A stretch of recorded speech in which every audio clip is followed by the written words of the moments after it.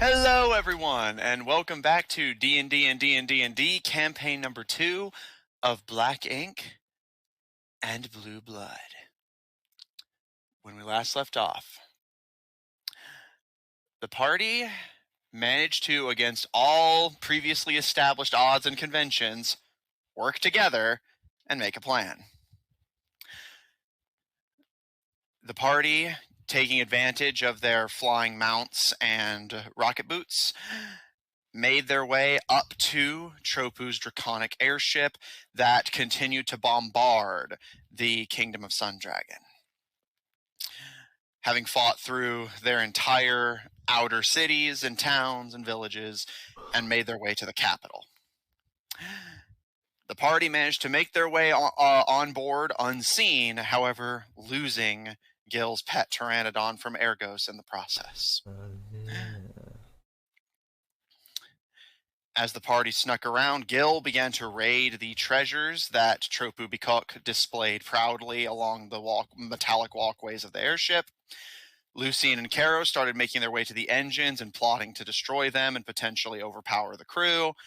And Caleb searched high and low, mostly high, for the captain or any potential officers of the airship.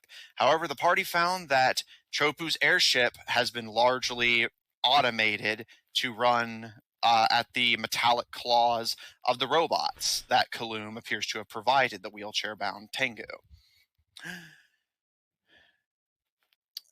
As a golden dragon emerged from Capacitas to defend the city and its people, Troppu seemed to have gotten exactly what he wanted and neglected the siege in favor of capturing the beast. The beast fought valiantly, and the party literally breaking the sound barrier to run to its defense. However, the dragon, in defense of the party, was slain. However, in an attempt to deny Troppu his prize, Gil desecrated the corpse. However, that does not seem to have slowed down the robots any. And grabbing the party sans Caleb and Lucien, Gil is making to fly away from the airship. Caleb is trapped on board the command compartment as the captain has been assassinated by none other than Caleb himself, sniping Troppu Biqock through bulletproof glass from across the office room and landing a very impressive headshot. And Lucien, in a panic whenever the Golden Dragon began to lay waste to the airship, the very flammable airship, leapt off of the side and used Featherfall to save themselves on the way down. However, in all this chaos, one party member is unaccounted for.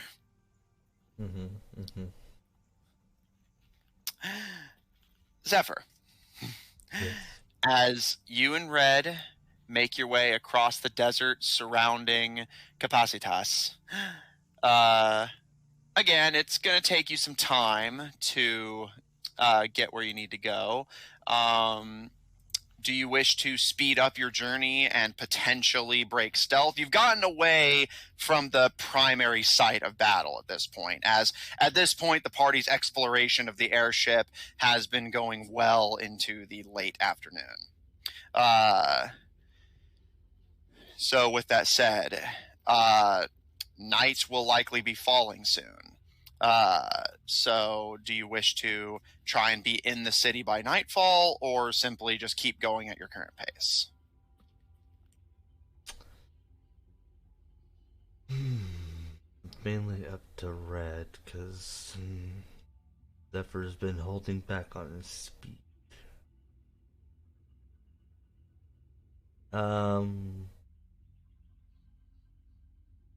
I guess Zephyr will look to Red and be like, can you go much faster than this? Easily.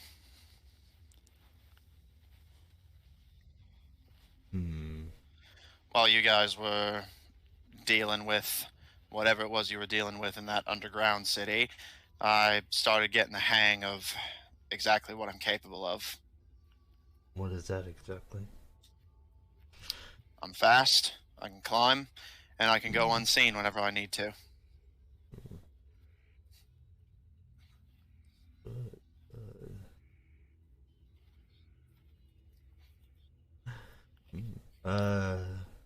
Okay. I guess we should pick up speed then. Sounds good. Zephyr, you and your comrade break stealth to begin running towards the city walls.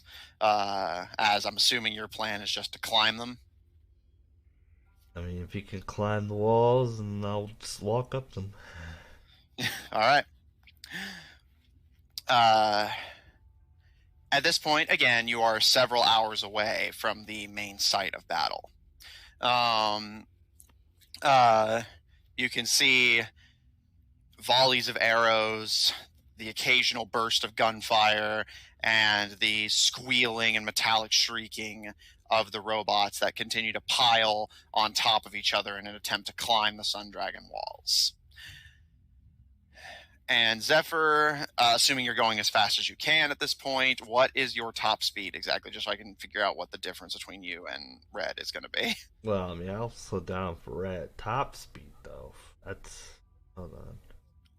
We'll go calculator here. Fast boy. That times 3, 135. That's his top speed. Okay. Red can keep up with you at a run, but not at a sprint. So basically, you can speed up. You just can't go at your top speed. Yeah, I figured. He's still slow, boy. Slow, quote unquote. Still faster than the entire party, just not you. And before you say anything, Gil, yes, he is faster than you at a run.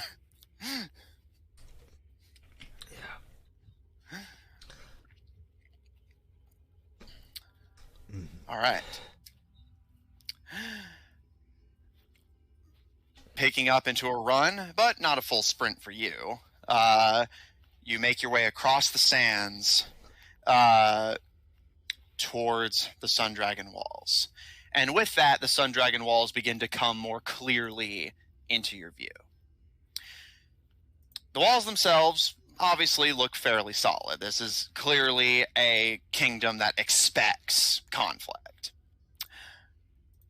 The walls, you notice, are littered with various posters and graffiti of some kind, and as you get closer and get a closer look at them, you see that the posters and graffiti appear to be Geogran propaganda against Sundragon that the Sundragons have simply let proudly hang on the walls, almost a show of defiance to the stratocracy that they conquered to establish their Yavik claim. You can see graffiti in Elvish and posters written in Elvish, which I don't believe you can read. But you can definitely see that there is a sense of hostility to Sundragon. You can see, while not Queen Sundragon herself, you can see a older woman that does somewhat resemble her, presumably her mother, with the shadow of a dragon behind her. And overall, the visage is one of fear and evil, and judging from the Elvish print written by the Geograns themselves. As you approach the propaganda-dotted walls of Capacitas, the Sundragon capital, Red and you kind of looking up at the tall walls over you, which don't appear completely unguarded, but most of the attention is on the distant battle, obviously. It appears what guards are still here are just patrolling to keep away any potential stragglers that make their way this far out to the outer walls. You don't appear to have been seen yet, but a scaling of the walls could go noticed. With that said, Zephyr, what would you like to do?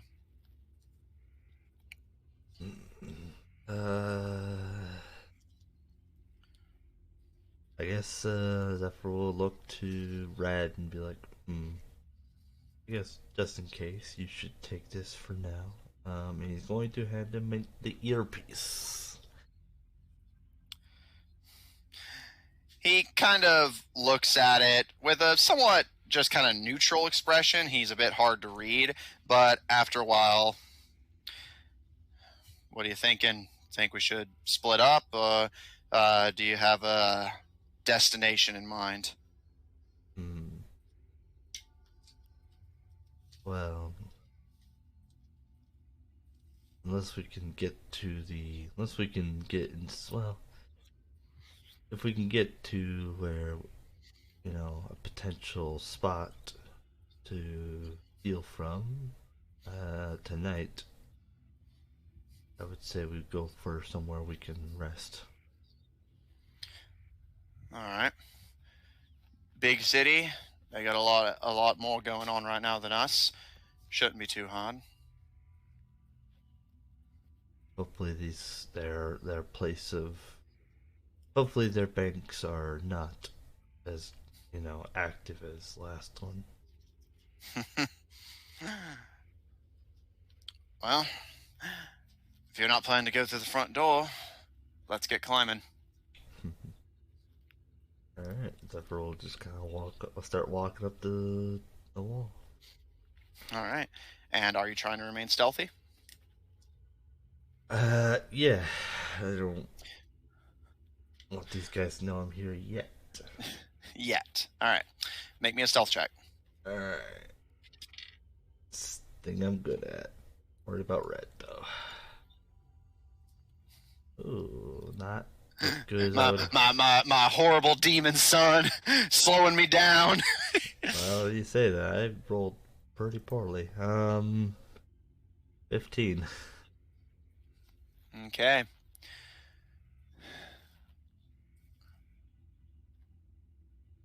The dice collided with each other. I was like, nah, let's just both be bad. Okay. So 15 total for you?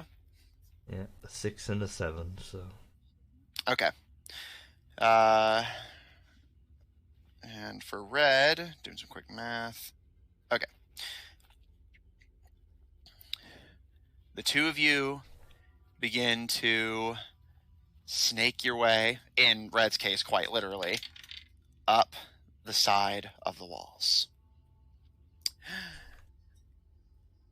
And you make it about halfway up before you see a Sundragon patrol starting to work their way past. Again, gazes are mostly on the distant battle, but they are still watching their immediate surroundings.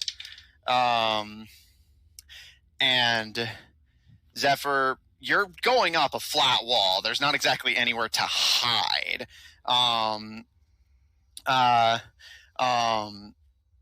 And you're focused on just staying kind of low to the wall and kind of quietly Spider-Manning your way up and evading the notice of the patrols who just occasionally go by along the top of the walls, watching the desert sands for robots, but not knowing to look out for two relatively small reptilians. However, as a patrol is coming by from the right side towards the north, you again kind of go low to the ground and wait for them to pass a bit before continuing your walk up. But you find yourself stopped as Red's tail wraps around you and presses you into the side of the wall, and you hear him just let out in thieves' cant, "Hello, stop!" And looking up, you see that Red had just stopped you from getting spotted by a patrol coming from the south that you hadn't seen.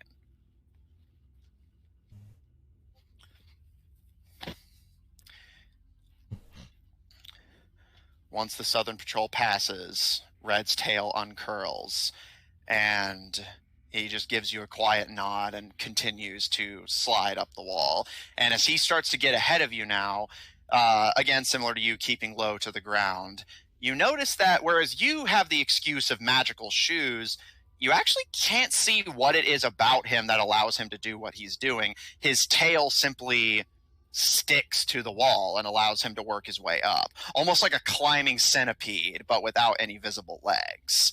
It's a very unusual visage, watching this serpentine humanoid making their way up the wall with all of the simplicity and grace that you are, but with no obvious magical answer to why or how.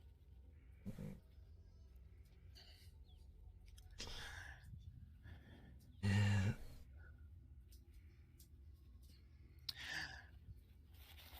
Alright then.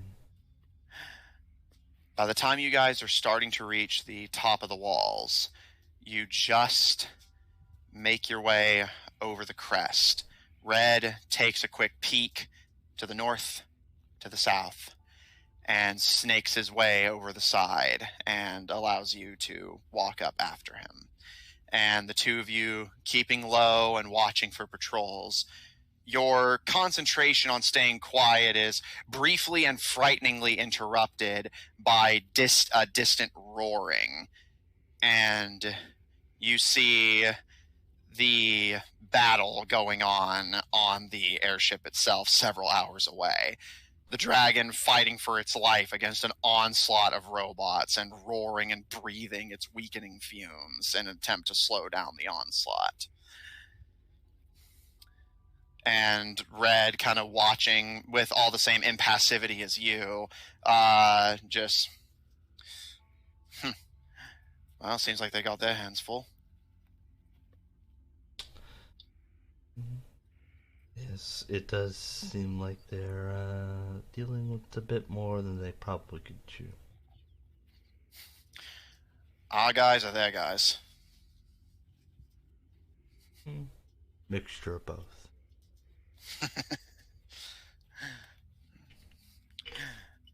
Come on. Let's find somewhere to lay low for the night. All right. The two of you, sticking to the outer walls, start snaking your way inside Capacitas. And now that you're over the walls, you actually get a better view of the city itself and can kind of start to feel out a lay of the land, so to speak, of what you're looking at. The infrastructure itself is definitely and obviously Yavik. Once you get over the side of the walls, the inside of the city itself is actually relatively quiet for a capital city, although given that they are at active war, you imagine the population is either fighting or hiding in their homes for now, as you can still see the robotic dragons circling the skies. Most of the infrastructure is very large and towering, almost matching the surrounding mountains themselves. You can see a massive domed cathedral. It's uncertain at a glance if this was a Geogran construction or Sundragon after they had claimed it. And the mountains surrounding shadow you from onlookers to a degree. While, again, most of the buildings are relatively tall, you can get a very easy view of what goes where, so to speak. It's one of the more traditional cities you've been in a while, which is, for you, probably something of a relief that you finally have a city whose design is more straightforward by your standards. Mm-hmm. Even from this distance, you can see museums, monuments, and all sorts of things that definitely look like they could potentially be profitable. And from where you are on the outer walls, you can see that there's a field of various parks and farmland on the outside of the city before cutting deeper in. So you have a little bit of open land to cross before you get into the depths of the city itself. But even from here, you can see several appealing targets. And you notice that to the west, out towards the open polar sea, you expect to see a dock with several ships on it, but you actually don't see anything. Just this kind of cracking crater-spotted cliffside that overlooks the sea. And other than some sand, you don't see anything that there's even a beach there, let alone a dock. Presumably, whatever battle Sundragon fought with Gyogre to land here did some damage to the shore. And finally, towards the east, you can see a river surrounded by aquifers and sewer linings that flows out into the open polar sea.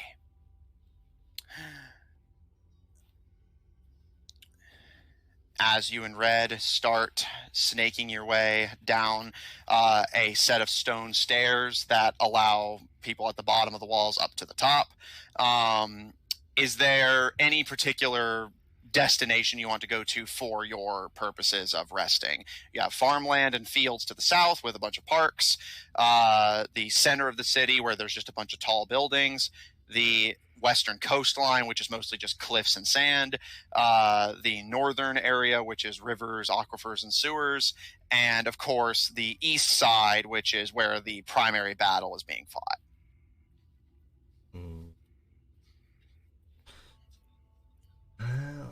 Getting into the Zephyr mindset, each side obviously would be least viable, as it would be most action there. Farmland, well, we could hide there and then go into the more populated city. We could do that, but since I assume the animals won't, ride on us, at least not right away.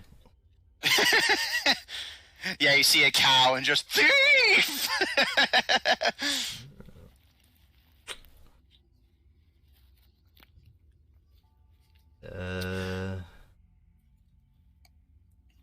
How far away is the farmland?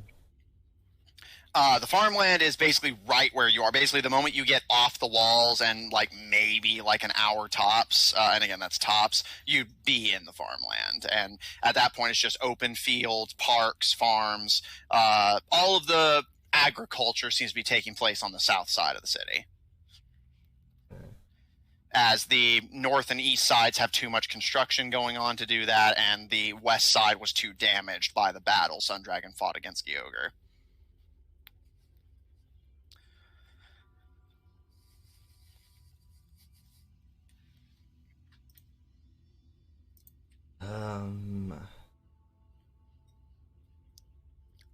Well, I guess, do you want to, I guess, should we stay in the, sort of farm areas so that we can rest up there? Probably shouldn't be too much problem. Yeah.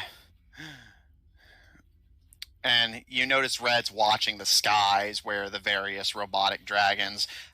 This area is not too occupied by them, but you notice that once you get to the core of the city, the dragons continue to circle, occasionally diving in, and you can hear fighting start up wherever they land. And Red kind of ponders for a bit. Probably would be the smartest move. I was originally thinking maybe heading to the north side, seeing if there was any locals we could recruit. Thieves tend to hang out in sewers, but too much action on the way there, we'd be spotted. Plus, I don't know if I would really care to get involved with the locals here just yet. Not looking to share the profits? Less that and more just, I don't know them, so it's hard to simply trust them enough to know that they won't say something to the wrong person, or, and a little more on the plus side, I would like to do this either, I guess, by myself or with one other person. Try to keep it as little as possible for my own reasons. Fair dinkum. And he hesitates for a moment as you guys are descending down the stairway stealthily, and switches to Thieves' Cant, speaking in a low, coded whisper. Assuming we find anything of value, what do you plan to do with it? I guess that would depend on the value. But if it's an item that I would have to sell, I guess I just need to find a place to accept that item.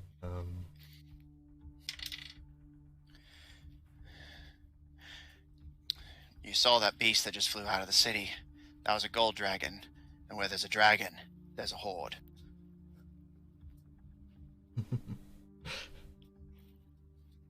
I mean, out of character, they're dying anyways. No. Yeah, at this point, because you're behind the walls, you can't see what's happening with the dragon. As far as you know, that battle's still happening.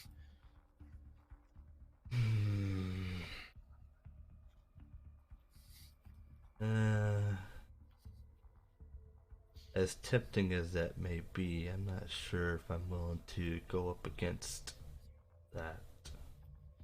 If that thing survives that counter, then fighting, I'm not sure what it's capable of and what it can be if it can track us. Fair. We'll see what becomes of it after we get some rest. If it's dead, I'll say we try and salvage what we can of its belongings. If not, then we'll move on whatever's valuable around here. With any luck, that ship will stay moving through the night, unless you think our allies can actually shut it down.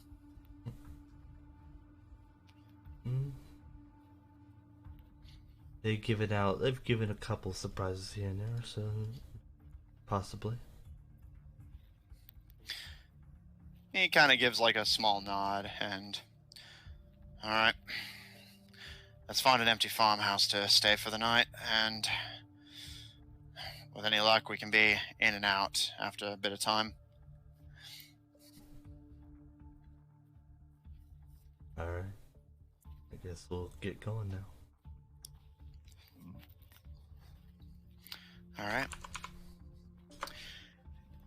You and your mutant son make your way to the bottom of the walls and start sneaking and slithering your way towards the distant farmlands, hopefully finding an either empty spot in the fields or an abandoned farm in general where you can rest for the night.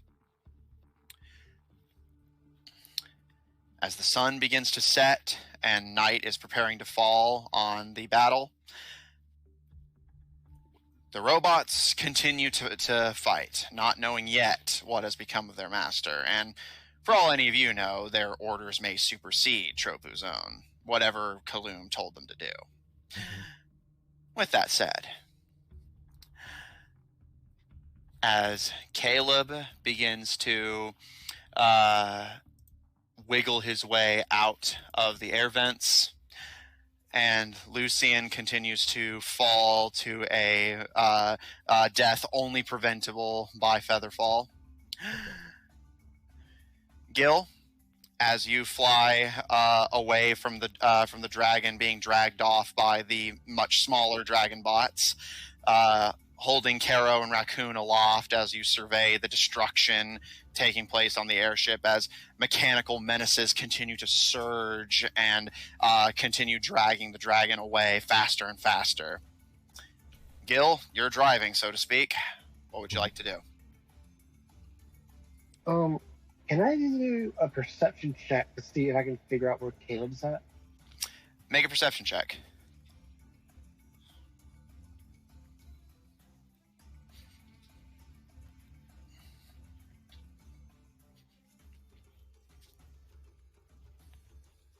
That is 17. Okay.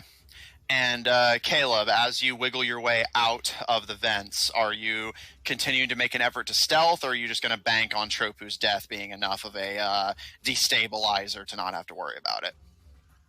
I think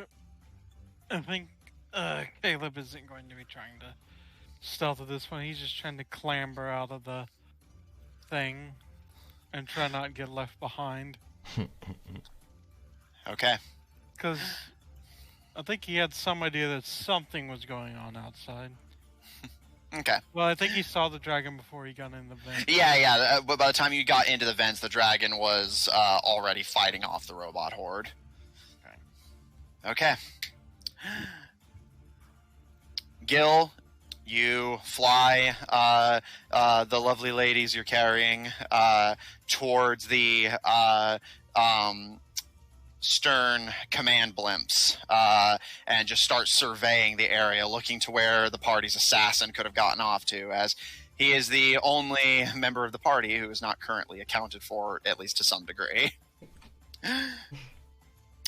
As you survey, you do manage to see a small boot wiggling its way out of the air vent, and you see Caleb's lithe form begin to kind of slowly backwards slide their way out of the vent, and dragging the laser rifle behind them, land onto the metal ground of the blimp. Caleb, as you reemerge and kind of take a brief look at your surroundings, knowing that one of the serpents is very close, and given that it had left its patrol to search for you earlier, you're not exactly sure where it is at the moment, but chancing a quick peek around the corner of the dome-like structure of the blimp, you see the dragon, several limbs gone and decapitated, bleeding heavily over the Capacitacian desert as the robots drag it towards the blimp where you're currently positioned. And you recall seeing those harpoon guns that the goblins and Tengu were preparing to fire. And the plan that these things were forming starts to piece itself together. But before you can ruminate on that too much, all of you hear a voice over the intercom. Not Troppu's own, a new one that to most of you is unfamiliar. We have a slight problem. There's been a change in command. Machines, make sure nothing happens to my body. The rest of you, search this vessel top to bottom. Find whoever shot our boss and make sure he gets what's coming to him. But not before he gets a thank you from me. You saved me the trouble. Okay. What do you think the odds are that they knew where the shot came from? It's... I'll say this much. There's not exactly a lot of options of where it could have come from. There's only 3 entrances into that room, and they could certainly see the hole you melted into the window, so it couldn't have come from inside. So they know that the only place they could be is this very blimp. No, I mean, like, well, they know it came from the vent of all places. That's more up to you, although I'll tell you what, I'll let you make an investigation check to try and, like, deduce where they're likely to search. Alright, hang on, let me get my sheet up. Bam. Problem is that Okay. you left a clue behind where you shot from. What role is it? I'm going to call this an investigation check. 9. It's possible, but you're not sure. But you're reasonably confident that, even if they could deduce it, it's going to take time. The main concern you have is that you have limited places to hide, and the only way off this blimp, where is probably where they're going to be primarily searching, is jumping.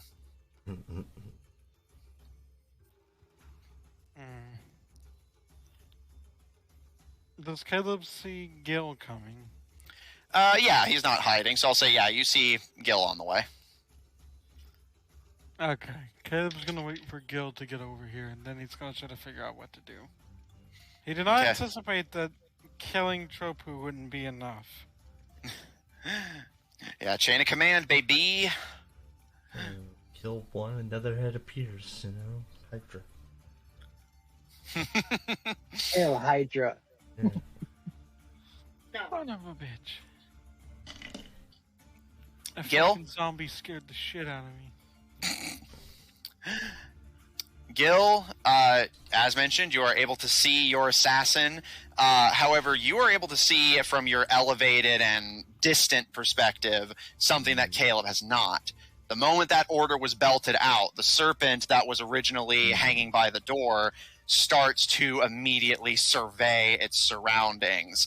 And Caleb is not too far from its current position.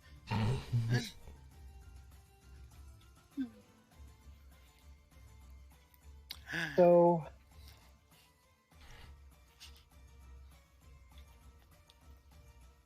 for lack of a better way to put this, Gil's gonna look at Caro and Raccoon. Think y'all can help me distract that thing before it finds Caleb? Yes. Can do? And he's gonna continue going that way. All right. And Caro, what would you like to do to attempt to distract the serpent?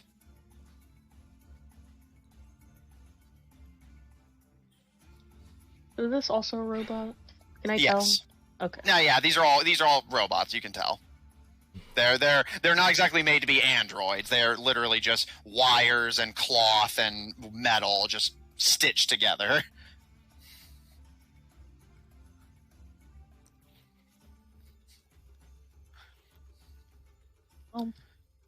Hmm.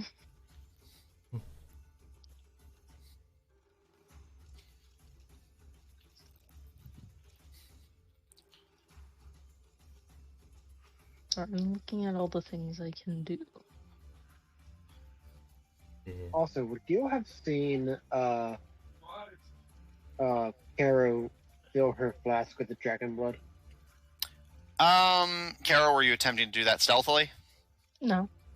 Then, yeah, I'll say you would have seen it. Caro, could you also fill one of these needles as he hands her the race replacer with some of that dragon blood? Yeah. That's what I was. Okay. Immediately when you mentioned blood, I was like, I knew he was planning. I knew he was doing. He's trying to turn into a dragon. All right.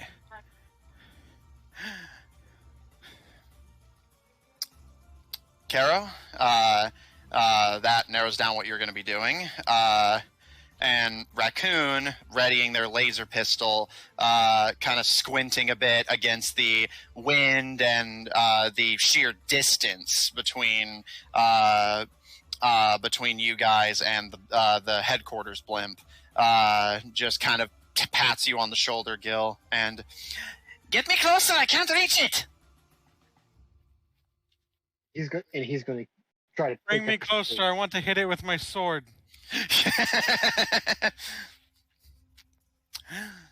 Caleb, you see Gil, Raccoon, and Caro making their way. Caro seems to be fiddling with something in their hands. Raccoon has their pistol at the ready, and Gil is flying towards you. But again, the ship is very large, and it's going to take them a little bit to get to you. What would you like to do?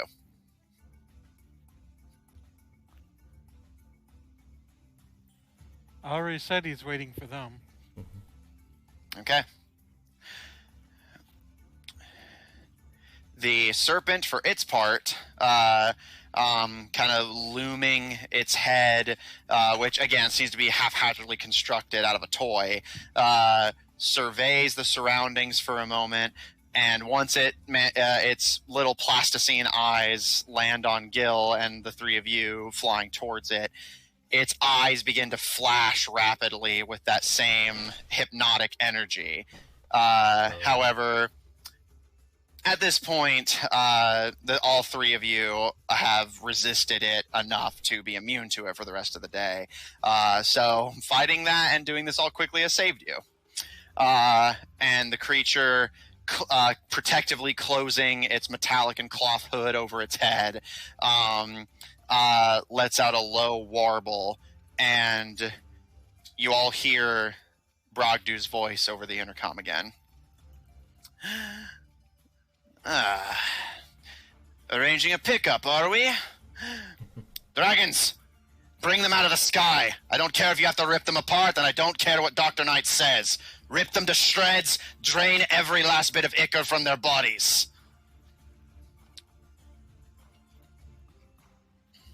And as soon as I hear that, can I land? Sure. I'm going to drop Caro and Raccoon, and then he's using the race replacer. All right, Caro, you're doing this in the air, trying not to stop holding on to Gil while doing this. So do me a solid. He's holding on to her. Oh, no, I'm aware, but like they're still like jangling around in the air. So, Caro, make me a dexterity check.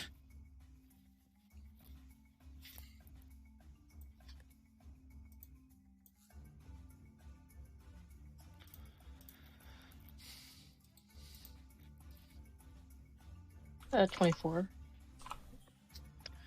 Okay.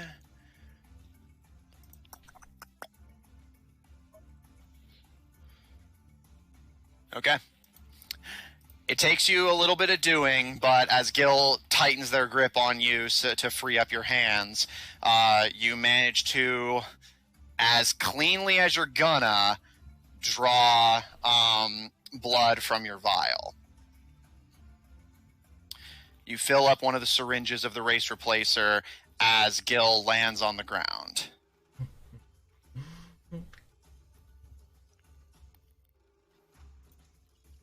Bad. He doesn't have much of a choice. He's already weakened from the previous fight. I know, I get it. I'm just like, man, it's gonna be interesting.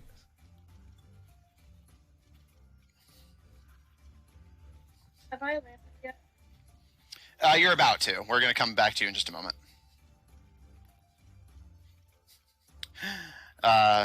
Gil, landing. Caro, do you hand the loaded race replacer to Gil?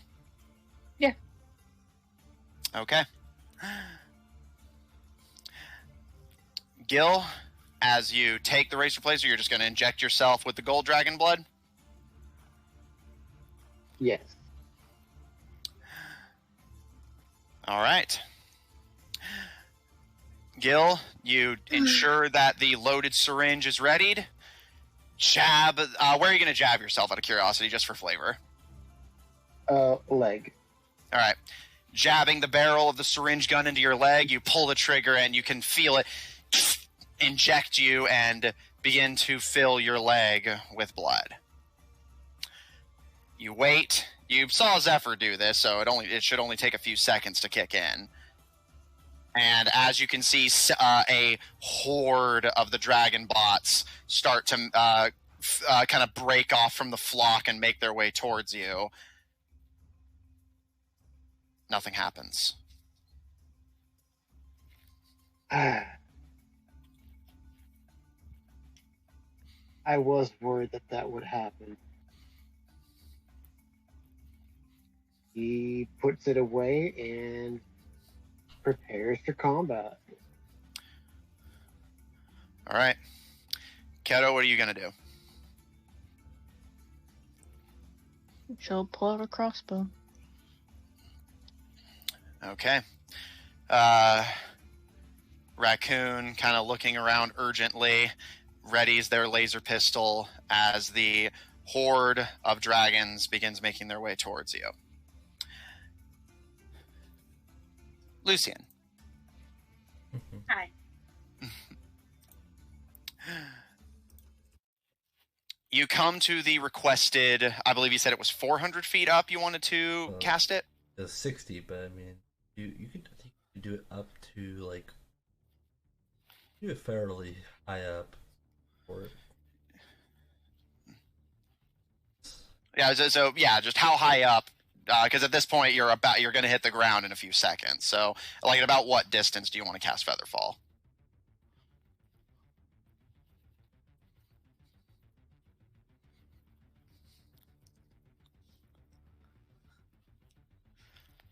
Sorry, I was talking and I didn't realize I was muted. No worries.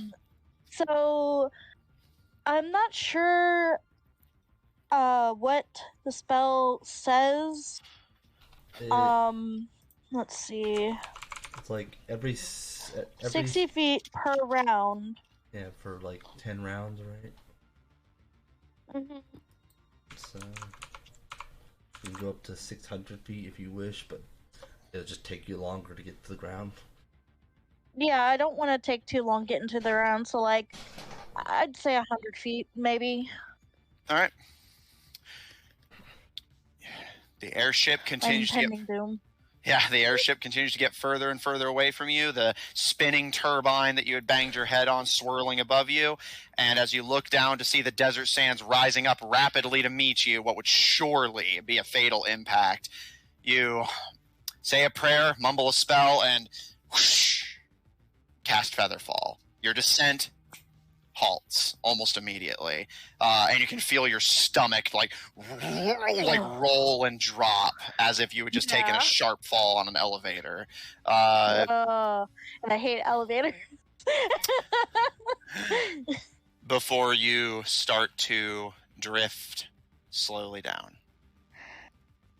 Okay, as soon as I'm on the ground, do I see any, like, is there any way back up? No. There's, like, no rope, there's nothing? Nope. From what you've seen, the robots literally just jump from the airship, land on the ground in pods, and then disperse out into the desert to go join the battle. So there's no, like, ropes or anything to allow them back up. And really, there wouldn't be much need anyway, as the dragons can fly, and the serpents and tigers are just basically there to fight until destroyed. Okay. My next question is, how far up is, like, the bottom of the airship? Like, the very, very bottom. The airship is... Actually, I have this noted. 1 second. Given that you just flew up that distance and then fell that distance, you have a pretty good feel of what kind of distance you're looking at. The airship is 2,400 feet in the air. Oh, boy. That's going to be a trip. Okay. That's not going to work. I was going to try to levitate, but it only lets you go vertically up 20 feet. I'm not really sure I really understand the spell. Do I because it seems like it's like as if you were climbing. So I was going to see if, like, there was a way I could, Spider-Man my way up. Range rise vertically up to 20 feet, remains suspended there. Yeah, you would rise and then stay suspended. So, and you can change it by 20 feet on your turn, but that only lasts up to 10 minutes. So, in theory, let me see how high you could get within the duration. So it's 20 feet per turn for 10 minutes. 10 minutes would be, because it's... Like 1 minute is 10, so it'd be 200 for 1 minute. Just times that by 10, so 2,000. So you could get over the course of 10 minutes before the spell is about to wear off, you could get yourself 2,000 feet up, which would mean you still have another 400 to go to get to the bottom of the airship. Could I misty step to kind of fill the gap? This step doesn't go that far. Yeah. It doesn't go that far? It's only I think it's 30 feet. I guess I could cast it again. I could cast it twice. Yeah, so it would take some doing, but yeah, I'd be willing to, with 2 casts of levitation, yes, if you cast levitation twice, because you could get to the end of the extension, fall, but cast it again while you're falling, and then rise up over the course of I'd say probably about another 7 minutes, 8 minutes. So basically it would take you about close to 20 minutes to get to the bottom, but you could get up there with 2 uses of levitate. I'll go ahead and do that. Lucian just instantly regretted jumping ship, so she's just gonna get up there and try to be useful. All right. You kind of Looking around at the Those two desert, down. you can see the distant battle taking place several hours west, and you know that your caravan is several hours east of you now. So, kind of rolling your eyes and shrugging your shoulders, you recall the 30-minute trip that you took to get up the first time. And levitate, you believe, can get you up there faster, but even then, it's gonna be a while and a lot of focus. So, you cast levitate and begin to rise. And just like kind of like groan to myself, like I literally just did this. I'm going to say it right now, not out of dislike for Lucian, just because I think it's, like, to me, very funny. I really hope that Lucian gets up there with those 2 uses of levitation, only for the battle to be over. Yeah, when she gets there, she's like, I'm ready to go, and everybody's like, where the fuck were you? Yeah.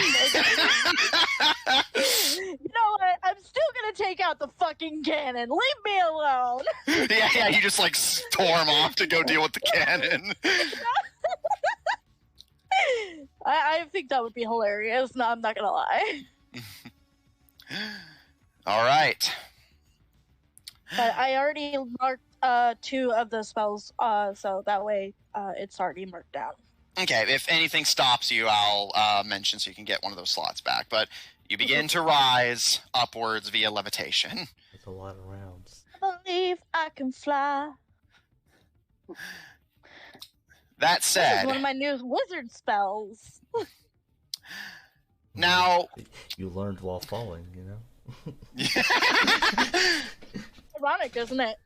I mean, to be fair, I would say, like, it's honestly not that unreasonable, I would argue, given that, like, fucking, I would say it's not. 30 minutes. Yeah, she fell for several minutes, and I think that's plenty of time to start constructing a spell to try and save yourself or get yourself back up whenever she presumably mid-fall realized, I shouldn't have fucking jumped. Yeah, no, that's exactly. I want to just, like, let's make it canon. She just instantly started constructing. Okay, how the fuck am I going to get back up there? Well, Yeah, and that I'll- wasn't her first thought when she was I'll- falling. Her first thought when she jumped was, oh shit, turbine. Yeah, no. Her first thought was, oh, I fucked up. I first told her when she jumped. All right, now, for those of you... Yeah, but I honestly forgot I had it. For those of you battling the dragon bots, this is gonna be a little wonky, given that, because I was planning for the future of this campaign for mass combat to be a thing, but I'll freely admit, was not prepared for it to happen now. So I kind of quickly brewed together a homebrew so that you guys can just fight the swarm of the dragons as if they were one cohesive monster. Nice. So, with that said, however, given that, again, you guys are technically fighting a swarm, I'm going to say that for expenses of ammunition and expenses of charges on items, the fighting the swarm will cost double what it normally does. Since, Caro shooting down 1 or 2 in a turn doesn't exactly mean a whole lot when there's like a million of them. It's like several hundred. So, but I'm willing to rule it that way for this battle, that basically you'll use up double your ammo and charges, but otherwise we'll fight them as if they were one cohesive swarm of monsters, which they sort of are. So, that said, that being said, though, again, the dragons are flying your way, but it's going to take them a little while to get there. Is there anything the 3 of you, well, 2 of you, since Raccoon is NPC at the moment, is there anything the 2 of you want to do while the dragons are making their way towards you? Oh, 3, because Caleb's Keep there, right? heading towards Caleb. Well, Caleb's off on his own and like an hour or 2 away from where they are. We're going to. I would like to keep heading towards Caleb. All right. Kara, are you going to join? I suppose. Probably shouldn't split up now. Yeah, all right. And yeah, as you see Gil start running off towards the blimp where you guys saw Caleb, Kero, you again think that exact thought to yourself. Bad idea to split up now, as you can see the literal cloud of robots heading towards you. So, getting Raccoon's attention, the three of you start bolting towards the stern of the ship. Caleb, again, you have like an hour or two to kill. Do you want to hide to avoid detection, or are you just going to chill and wait for the barbarian to rescue you? I think Caleb see like the swarm is approaching them. I'll say, given your elevated position, you can see the three of them making their way towards you, and the swarm is approaching them. They don't seem to know you're here yet, but you did just hear Bragdu order them to search this blimp top to bottom to find you. And even at Gil's top speed... So he knows that they're going to get hit. Yeah, and you also know that... again, this ship is huge, so it's going to take them a couple hours to get to where you are. Right. So, Caleb is going to take a chance, and he's going back in to try and kill this other guy. Yeah, that's my boy. Okay. Make me a stealth check. And hope that if this guy will be the guy that will send them into a panic if he dies. So stealth check? Yes. And sound is a factor, right? Yeah, I'll say so, since you're like wiggling back up into the air vent, and again, the robots and goblins are outright looking for you at this point, so... Okay, so advantage... That'll be... Okay, that'll be... It's going to be... Yeah, I'm going to get my calculator up just to be sure the math is right. I'm fairly certain it is. I'm fairly certain. Yeah, it'll be a 29. Woo! Okay. Well done. Well, he gets plus 11 to stealth, so... Alright. Caleb, as you start to do the math, it's going to take them hours to get to you. They have an entire swarm of robots to deal with. And... Can Caleb remember a Geogrin salute? I'm sure his people have encountered Geogrins before. Well, then you've seen Gil do it himself. Okay, what was it? Their salute is a crossing of the arms to display their tattoos to indicate their rank. Alright, Caleb is going to give him a salute as he goes back in to kill this dude. Basically to let him know that Caleb sees you, but I got something to do.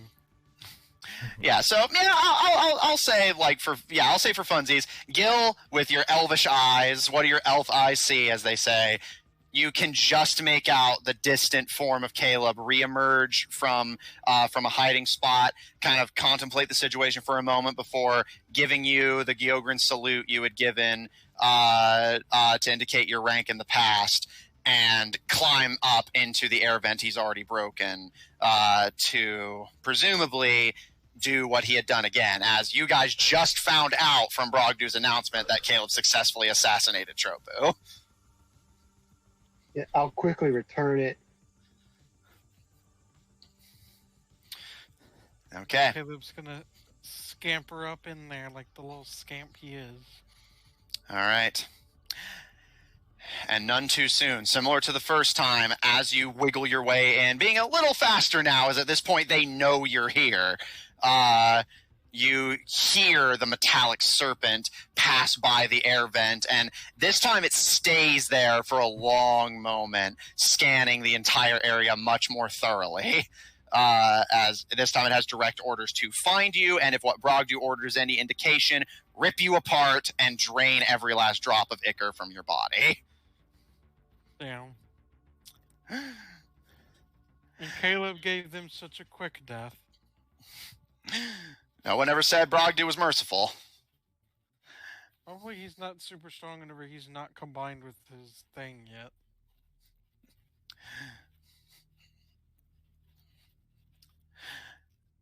All right.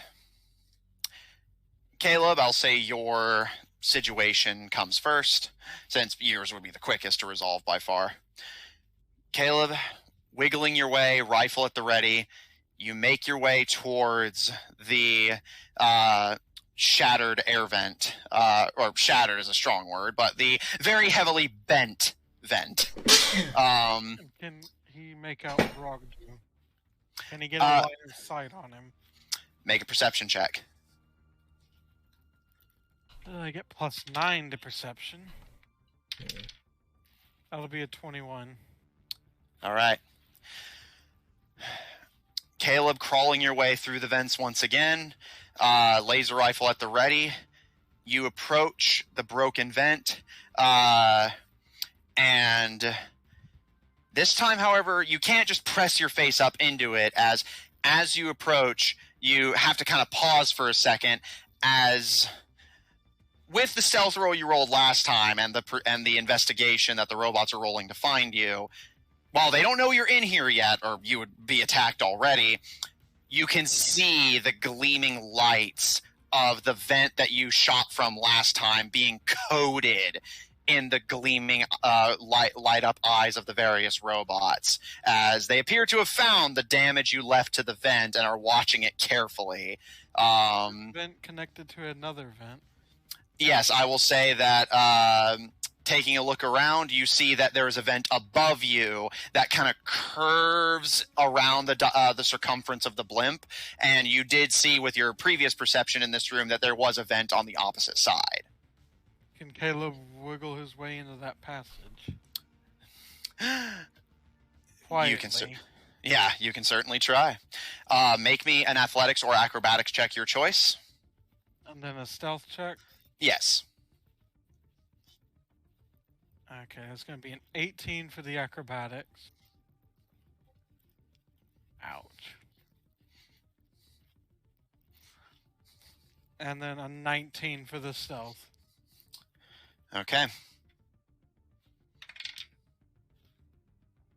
All right. Caleb, thinking quickly, you shoulder your rifle, and it's a bit difficult because, again, you're operating at a crawl in this vent. You press your hands against the side of the vent that goes upward and start to basically do that, like, hand and feet in opposite directions, like perpendicular climb, you know? It's awkward and difficult, and for your less than stellar strength, a trying experience, especially because you're trying to do it quietly, but you're willing to take your time. This is what you were trained for: infiltration and assassination. If there's one thing you have, it's patience. And you gradually start wiggling your way upwards, across, and down the various vents of this blimp. Once you reach the top crest of it, you actually see that there's a vent going just straight upward, presumably to allow the rising heat to filter into these vents, go upward, and then out into the balloon. Yet another way of keeping this machine aloft. And in this area, it is boiling hot, and the metal at this point is getting actively painful for you to touch. Yeah, let me see what Caleb has in his inventory. Does he have, like, any kind of...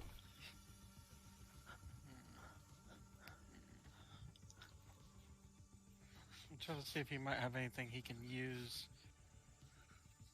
to, like, you know, cover some of himself to not get, you know, too burned. Mm-hmm.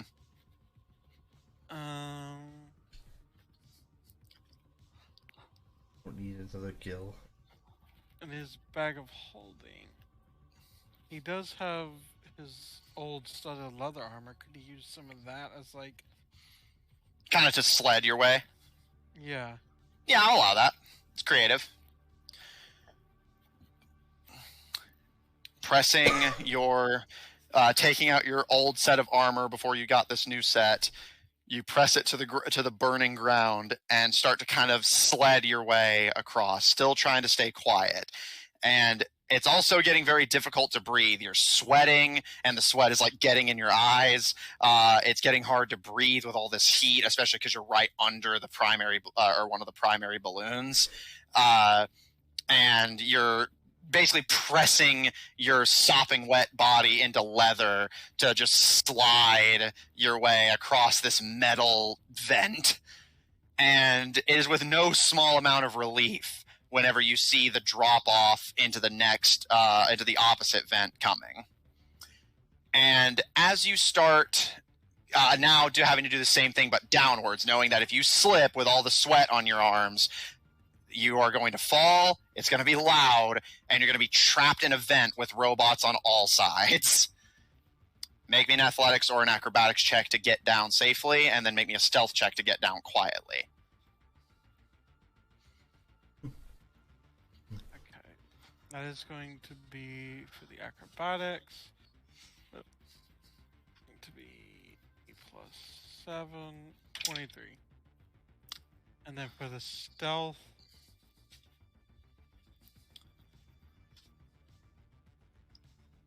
it's going to be 16. Okay. Caleb, climbing your way down what is effectively upside down as blood begins to rush to your head, and you have to press yourself against, basically doing that climb the Grinch does in the animated Dr. Seuss one, where he has to kind of wiggle his way down butt first. You're basically having to do that business. You're soaking wet, gasping for breath, but you can see the bottom and the lights coming from the central operating area. And as you wiggle yourself free, there's not exactly a great way to cushion your fall, and you land with a very heart-stopping of the metal buckling under your weight as you drop down into the vent, and you freeze. I think it's the vent settling. Yeah, you freeze, and you can see several robots respond to the noise, but other than a glance inside the vent and you like press yourself into the darkness as if hoping it'll camouflage you, they pass by. As you start getting yourself into position to start searching for and potentially snipe Bragdu, I will say, with all the good rolls you have so far, I will throw you a bone. Your weapon is quiet, and your weapon is accurate, and unfortunately, however, your weapon is not hard to see. It's one thing to shoot an arrow from a distance where if you don't see the direction it comes from, it's hard to track. The laser from your weapon is going to glow, and at this point, they know an assassin is on the blimp and are looking for him. Basically, once he takes his shot, he's going to have to move quickly. Yes, and you know that it'll just be a matter of time before they figure out where that red streak of light came from. And there's only so many places you can go. Your options are back out where the serpent is, up into the burning hot balloon, or out into the open. And even then, you'd have to break down the vent to do that.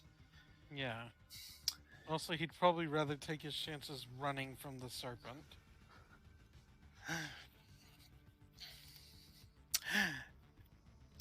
Caleb, as you wiggle yourself forward carefully, the robots are watching the vent, but not as closely. It's going to be difficult. It's not going to be an easy shot, as this time you can't just press the barrel through, and even then, this one's not bent like the last one is. This is going to be one of the most difficult shots you'll possibly ever make in your life. However, as you start scoping for your target before even thinking about firing, it takes you a bit of searching, but you can see the hole that you left in the bulletproof opaque glass where you can make out the shadows and visages. You can see the dead body of Troppu left where it lay.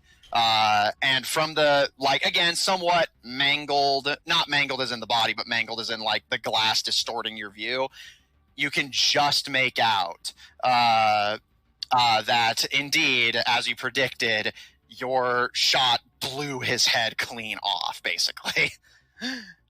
A crater where a head once was.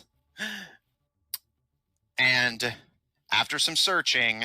That's superheating for you. Yeah. After some searching, you can just make out, cowering behind Troppu's chair, hiding under the desk, the greasy black head of Bragdu. So I could just make him out. You basically can just see the crest of his forehead, and you have to hit that target without being able to stabilize your aim, and once again, through bulletproof glass, and unlike Troppu, he has cover. So is this going to be disadvantage? Not only is this going to be disadvantage has stacked on you so many times at this point that his AC has effectively almost doubled. So impossible. No, I did not say impossible. I said difficult. Let's see. Caleb, do you wish to attempt to shoot the goblin? The lowest his AC could be is the lowest an AC can be is 10, because that's like the minimum. It's mostly 10 plus modifier. Yeah, that is the lowest average. So like on average, he has 20 AC, and I have only a +3 to hit. Caleb is going to write this shot off as impossible, and just simply take his chances leaving. Okay.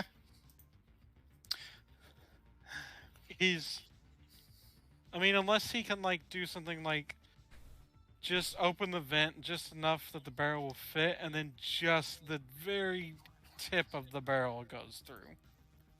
Like, not enough to actually protrude out the other end. Unless I could do something like that, because then that might stabilize it, and maybe it might become a little more possible with the stabilized shot.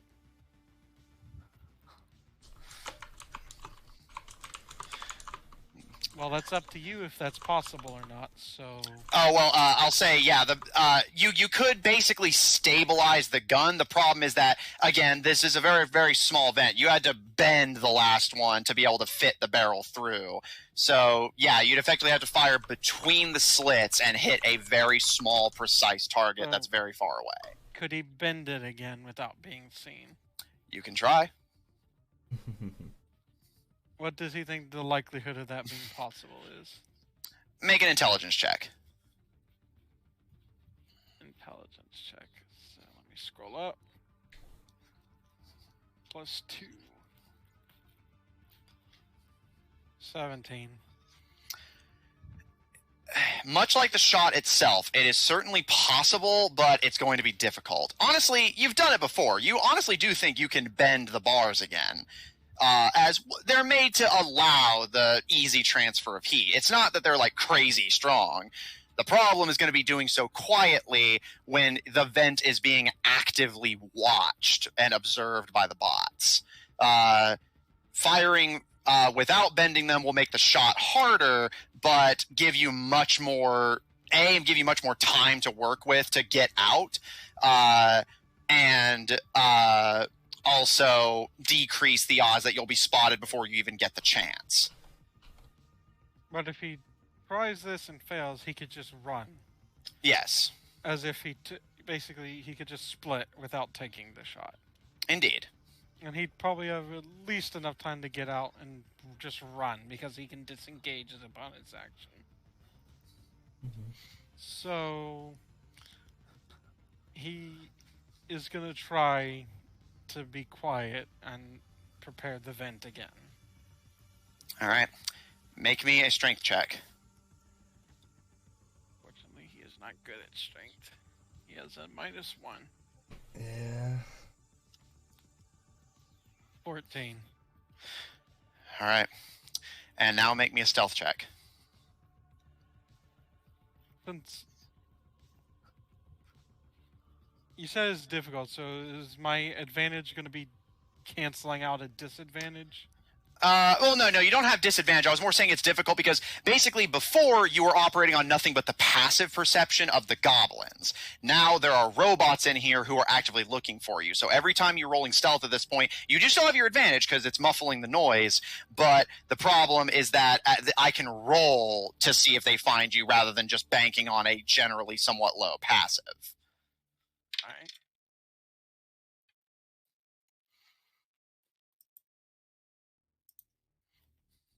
It's going to be a 29. Okay. Pressing your fingers. You take the I was thinking he was probably using a dagger as leverage. Also fair. Pressing your dagger between the bars, being careful to wait until you can see the robot's attention slip to like glance at one of the goblins walking by or check their immediate surroundings to avoid you sneaking up behind them and stabbing them in the back. It's slow going. You have to sit there for quite a while doing so, but you do start getting leverage and basically doing an improvised ply to force the bars apart. Slowly, just kind of trying. It's probably just less like just sheer strength bending it, and more just repeated stress on the metal slowly bends it.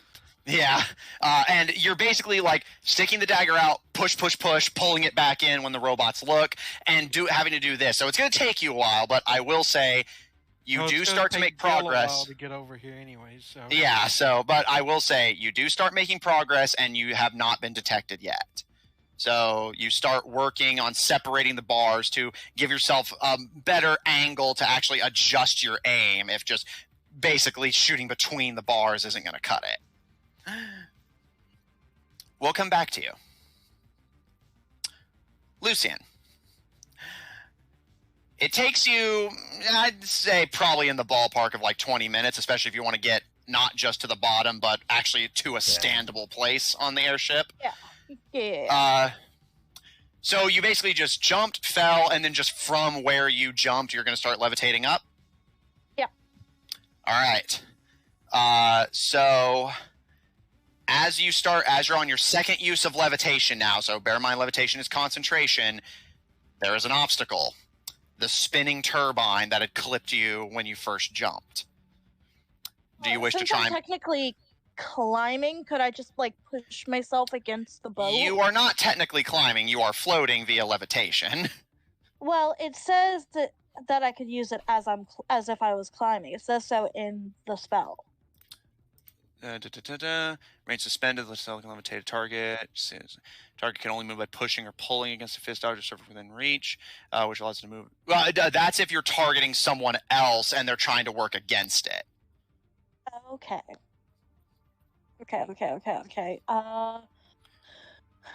Is there a way I can move around it? It'll myself too much? So yeah, we've established you can move a maximum of 2,000 feet with this spell. Then you fell 500, so you're at 900 feet away.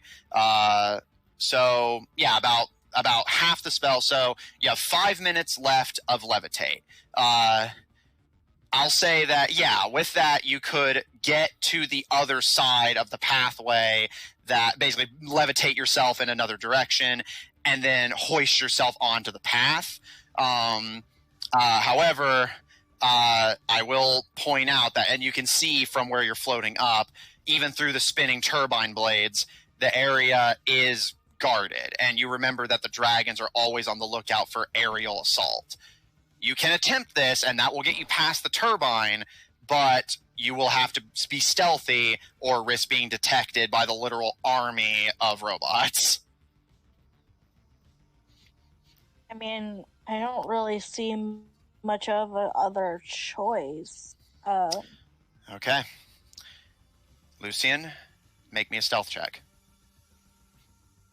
Okay, which dice should I use? I'm going to use this one.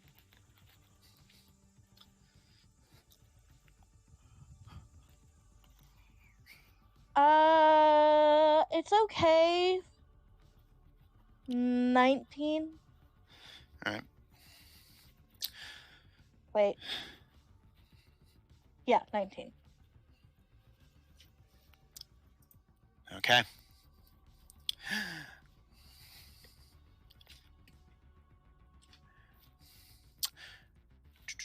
Sorry, I was double checking something. Lucian, make me a dex save. I can do that. Dex saving throw. Ooh, 22. All right, you succeed the dex save, so you'll take half from this. Okay.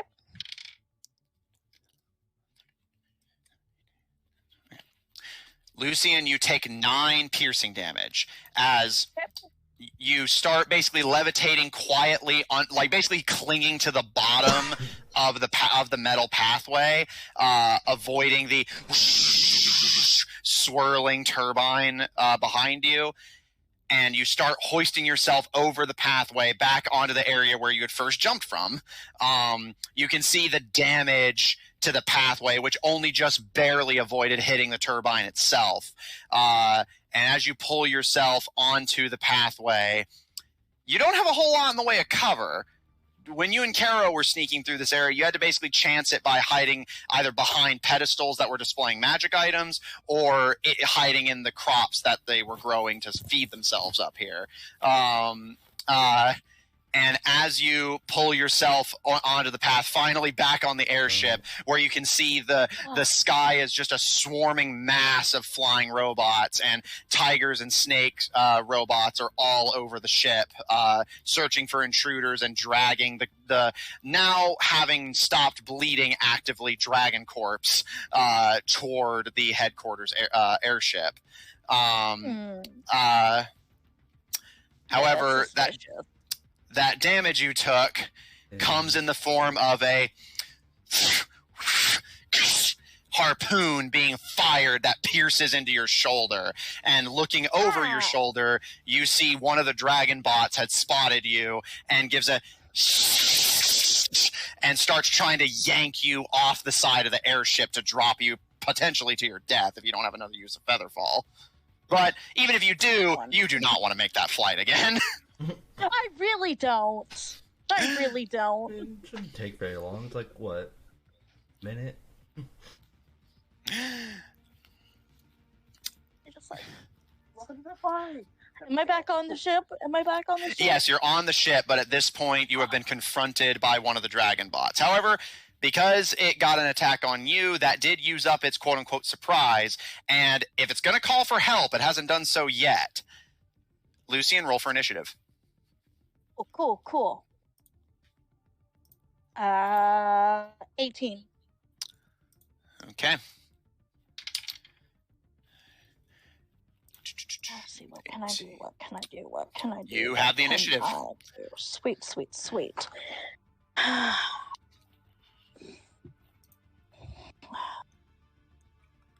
I'm going. How far away is it from me?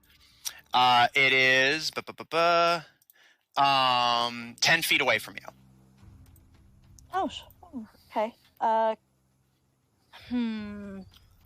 Is it in the sky or is it like? Yeah, it's essentially 10 feet above you and is attempting to kind of drag you off the side. All right, I'm going to cling onto my focus, and I'll close my eyes in prayer, and I'll be like, Shiva, guide me. And I'm going to cast Guiding Bolt at 5th level at it. Okay. Roll to hit. And real quick, just keep your roll in mind. I just want to double check something real quick. It's a range attack.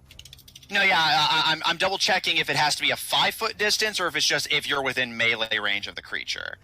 So I'm double checking. It's 120 feet, so like. Well, he's talking about the disadvantage to attack. Yeah, but it says if there's an enemy next to you, so I don't think you have disadvantage on this. Well, that's good. Yeah, the foe has to be directly next to you, so yeah, you do not have disadvantage on this. So yeah, regular roll to hit then. Does a 25 hit? Indeed, that does. Roll for damage. All right, so that's 8d6. 1, 2, 3, 4, 5, 6. I need 2 more. Thank you.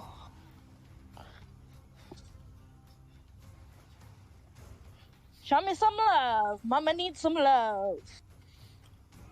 All right. Let's help me out here, Jeremy, because I'm bad at math. You need a calculator. Or you just use D&D Beyond, the wonderful site that just does it all for you. Okay, that would be 28 radiant damage.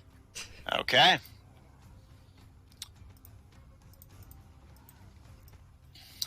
You Next fire a to guiding this one, it bolt. has advantage. You fire a guiding bolt and pierce into the creature's torso, and its robotic metal rib cage that, again, seems to be constructed from the skeleton of another creature, gleams brightly as the guiding effect of your bolt takes effect. It is now the creature's turn. The creature rears its head back. Lucian, make me a dex save. Okay. Just gonna yank you off. That's cocked. Hang on. Okay, that's better. Huh?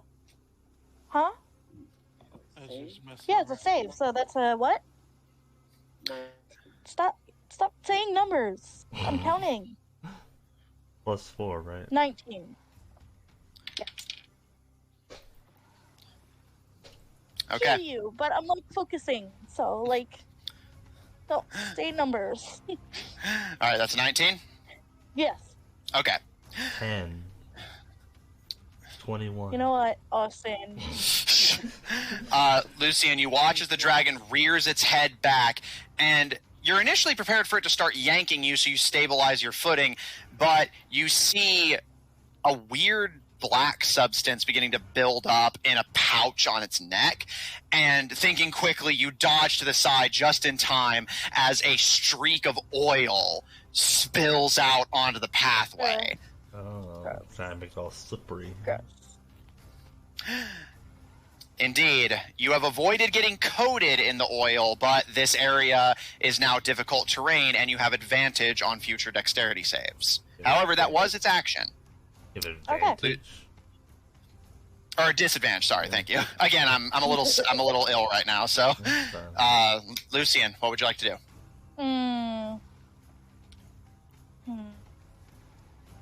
I'll do another guiding bolt, this time at 4th level, because I only had one of the 5.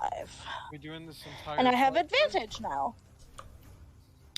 Yeah. Well, and because A, it's probably not going to take that long, and B, because this is all happening before the dragons are going to get to Gil, Kero, and Raccoon, and before you're going to pry that thing open and take your shot. One's going to jail. Hang on, one of them keeps getting cocked. Okay, that's not bad.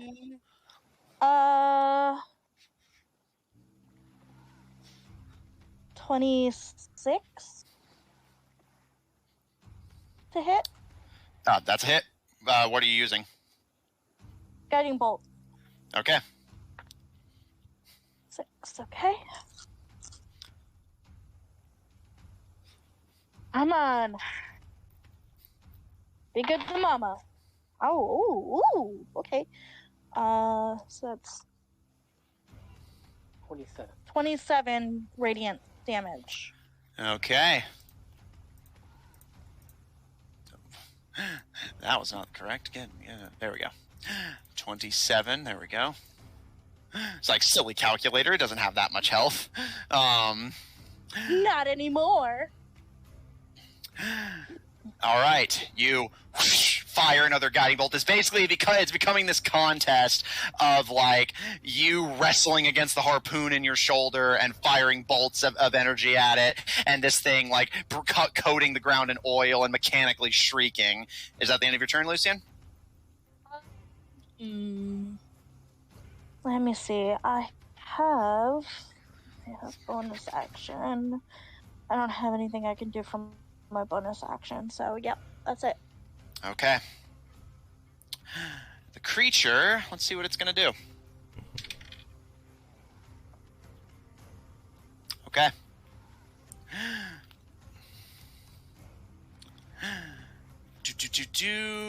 Let me double check what this counts as before I do it.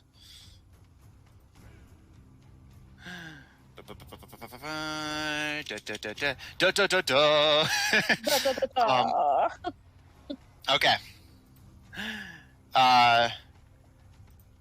The creature lets out another. Lucian, make me another dex save. Ooh, that's And you a have disadvantage, right? Yes, because at this point the oil's making it harder for you to slide around and dodge.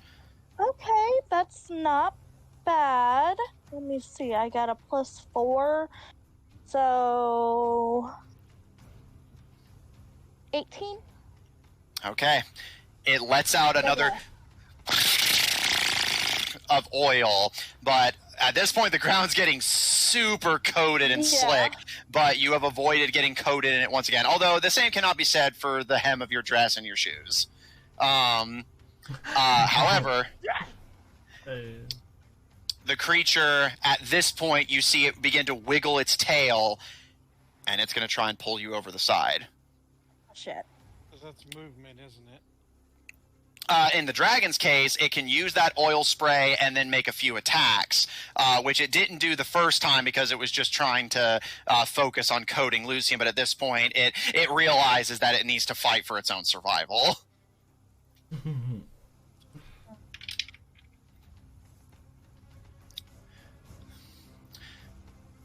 Lucian, does a 24 hit? Yes, it does. All right. Do you even need to ask? Reaction. Actually, yes. Wait, Some of the players have pretty good AC at this level. What was it? 24 to hit. Yeah, that's gonna hit. Even if I do my shield, that will hit. Yeah, like that. Like shield can add a +5 to it. I was gonna try to do shield, but it's not gonna be enough. Plus, I only have one level 1, so I need to have that just in case. Lucian, you take 22 piercing damage. Oof. Okay. And Maui. as it starts to yank on the harpoon, and you feel yourself getting forced towards the edge, as it is now that it's secured its grip, going to attempt to pull you over the side for real. Okay. Does a 16 hit? No, it does not. All right. It has one last attempt on this turn. Why isn't it an attack roll? Shouldn't it be a grapple? No, because this is technically the shove action, which takes up one of your attacks, but lets you move someone if you hit. If a 16 hit, then a 14 definitely doesn't. Well, I thought the shove action is a contest, right? No, it says you make a special attack roll that uses up one of your attacks. If you have multi-attack, you can use it to replace one of them.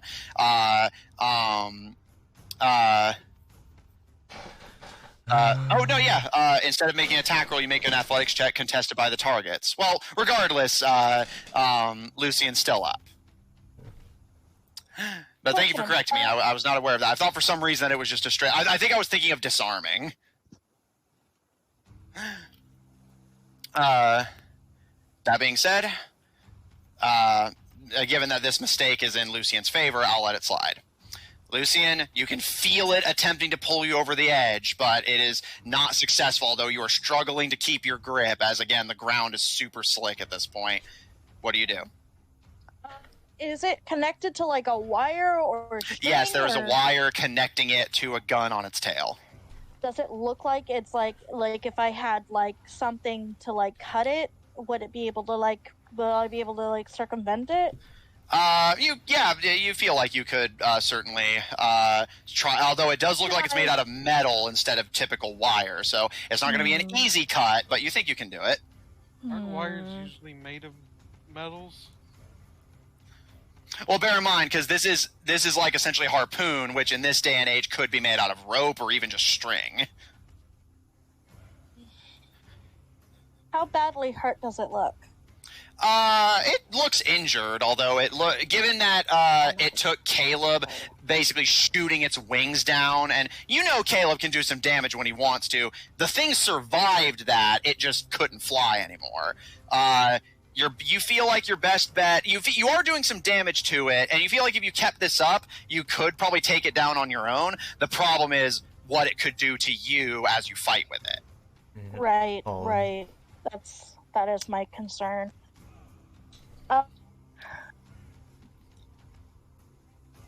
I'm gonna try to circumvent the wire. All right. Make an attack roll at disadvantage. I will count this as essentially attempting a special attack, but if you manage to hit, not only will its grip on you be removed, it will not be able to fire that gun again because it does not have its ammo. So make an attack roll at disadvantage.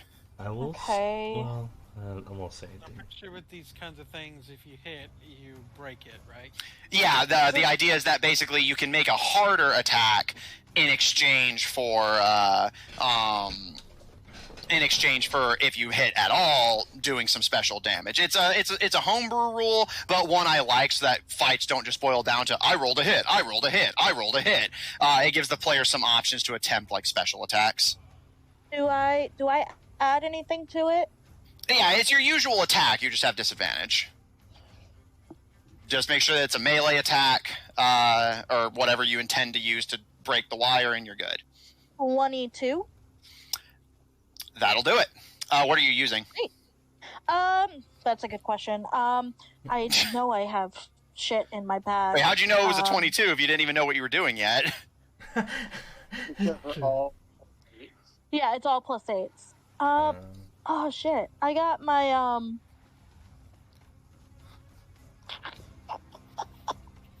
got those doctor tools, but I don't think that would work. Don't you have like a sword or something? I do have a sword. Use your sword. I'll use my sword. All right. Why is it marked as a Lucian, unsheathing the blade that you've very seldom used over the course of this adventure, you bring it down on the metal wire, and with some effort and a strain, as you can feel the harpoon digging into your skin, you manage to sever the cord, and the dragon lets out a as it reels the cord back in, its tail harpoon severed.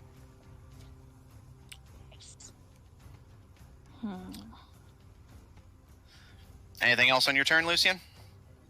I don't think I can do anything else. Okay. Let me see here. No, that was my action, right? Yeah, it was your attack. Okay, I'm going to bonus action healing word myself. Okay. Well, actually, I'm going to do cure wounds. That's more. Well, I mean, healing word, cure wounds, I think is an action. Is it? Yeah, it is. So I will have to use my healing word because it's a bonus action. So that's 3d4 one.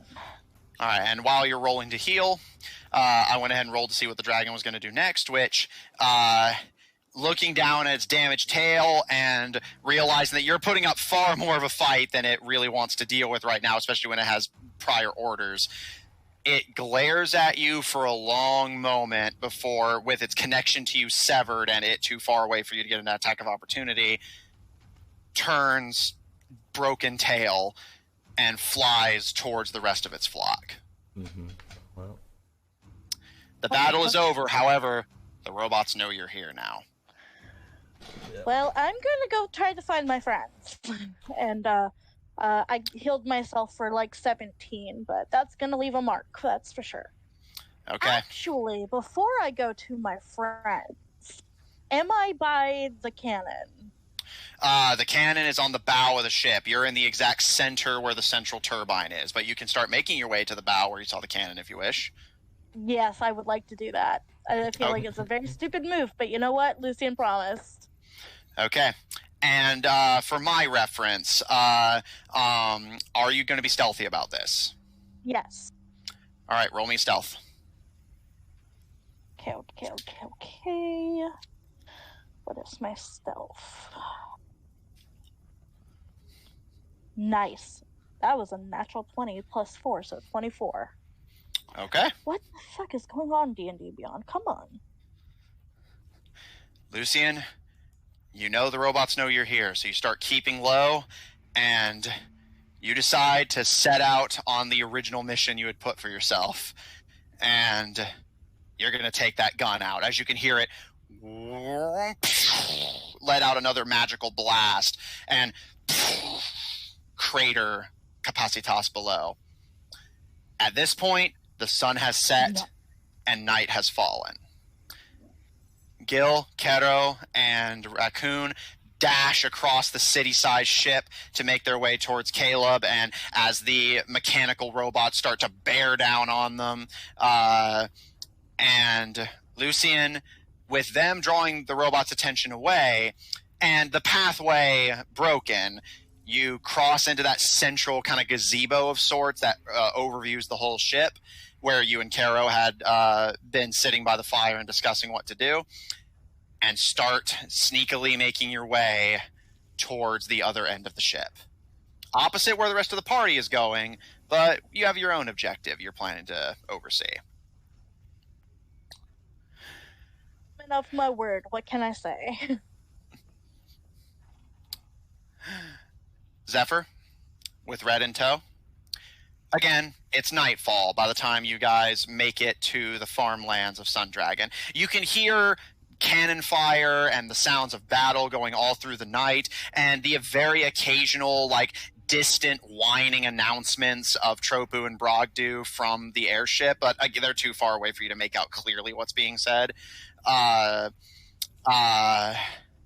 battle still appears to be raging. If your friends aren't dead, then at the very least they're not done yet.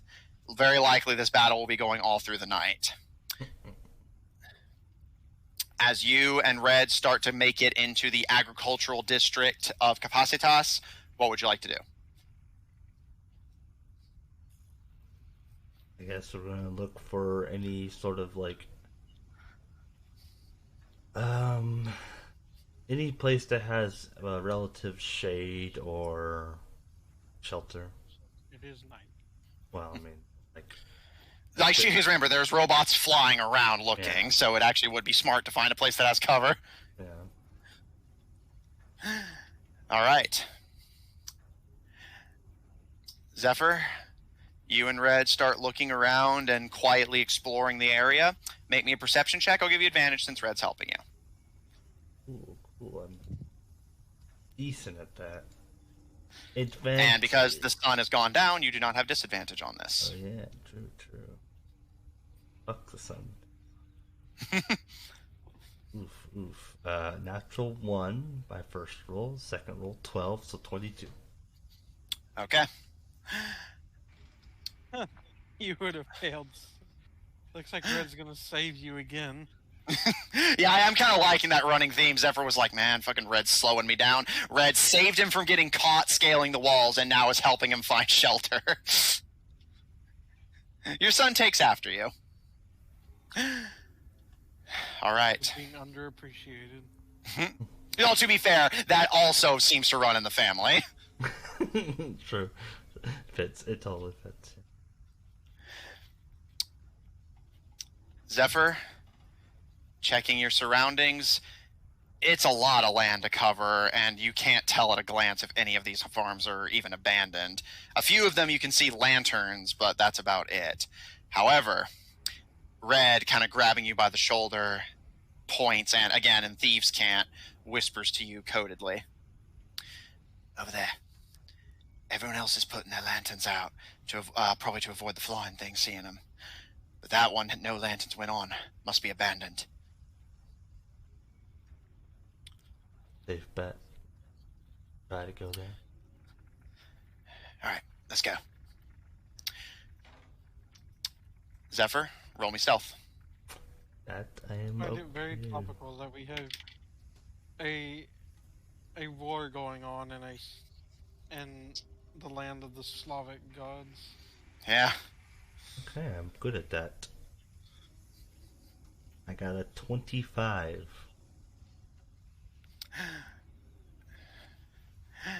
As you and Red sneakily make your way through fields, parks, croplands, you make your way to the abandoned building that Red had spotted. And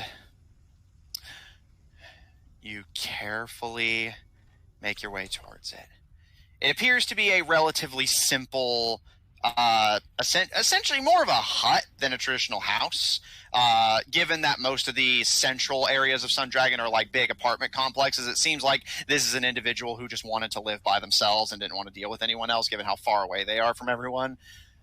However, you both notice a very unpleasant odor emanating from the hut. The hut itself overlooks a decently sized field, although it seems more personal than for traditional, like, selling them off agriculture. And overall, it gives you the impression of somebody who just went out here to live off the grid, which in this day and age was a lot easier.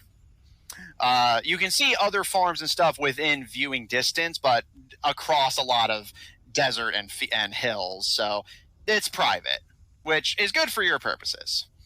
The door to the hut is actually hanging open, and as Red pointed out, not only is there no lights, you don't hear any noise either, at least not immediately. Is it the smell of death? Quite possibly. Zephyr, what would you like to do?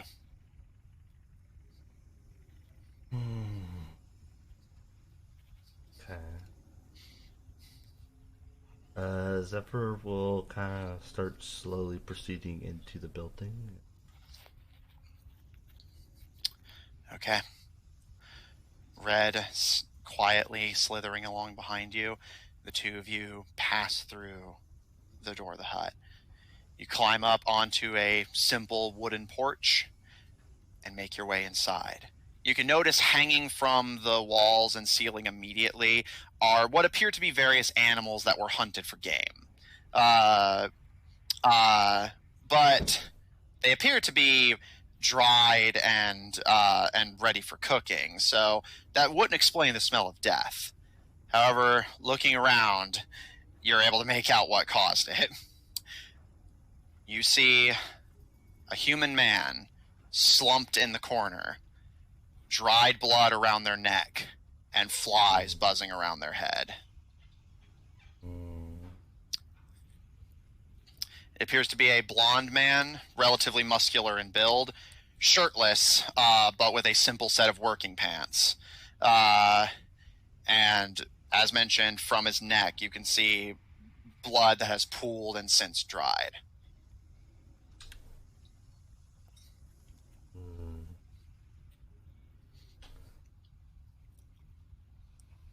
Seeing this, Zephyr kind of like relax at least a little bit, and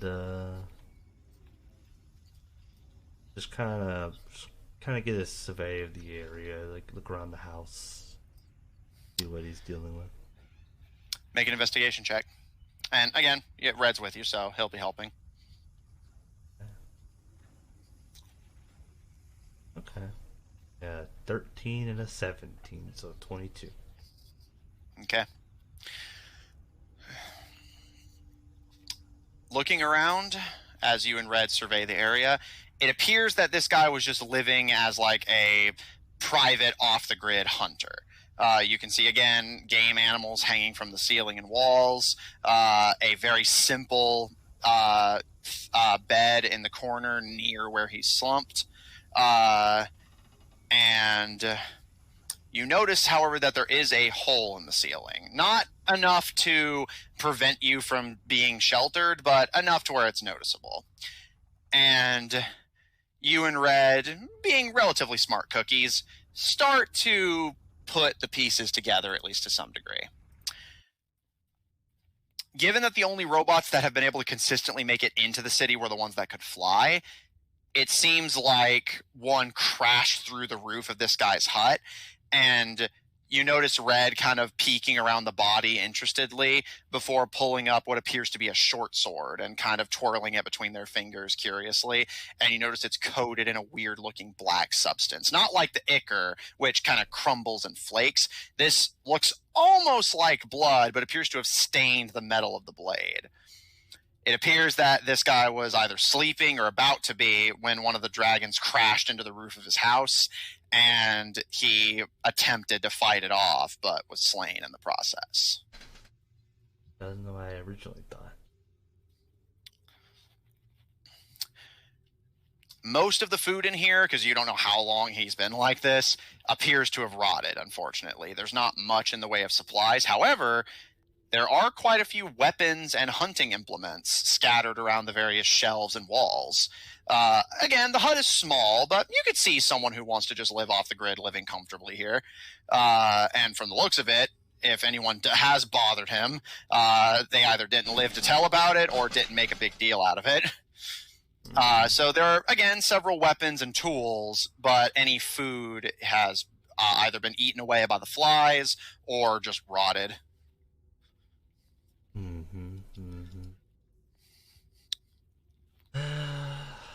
What kind of tools are there? You notice mostly trapping tools. You notice a trap that you could set for animals. Various knives and such that are scattered about. Again, various weapons. In terms of mechanically tools, you can see with your investigation a set of cook's utensils, a set of leatherworkers' tools, a set of wood carver's tools, and a hunting trap. He's gonna take all the tools. All right. Did you write all those down, or do you want me to rattle them off for you so you can add them to your inventory? All right. I heard wood carving. Add that to put it in the bag of holding. Zephyr is going to turn into a hoarder by the end of this campaign. I feel like there's a fourth one, right? Yeah, cook's tools, leatherworker's tools, wood carver's tools, and yes, a hunting trap, which is actually an item in D&D. So. Did you hear me? Oh, what'd you say, sorry? I'm gonna turn to a hoarder. Oh yeah, he's gonna become a hoarder. I mean, yeah, when you're a thief, it kind of comes with the territory, I guess. Be prepared for anything. Yeah, leatherworking tools and a bag of holding. Last but not least, trap. Okay. Zephyr, as you take a bear trap and the various tools that still seem salvageable from the walls, basically looting this man's house, you see Red just start curling up on the abandoned bed and kind of push one of the guy's slumped arms off of it. And, well, seems like we can shelter here for the night, unless you think he's going to start snoring.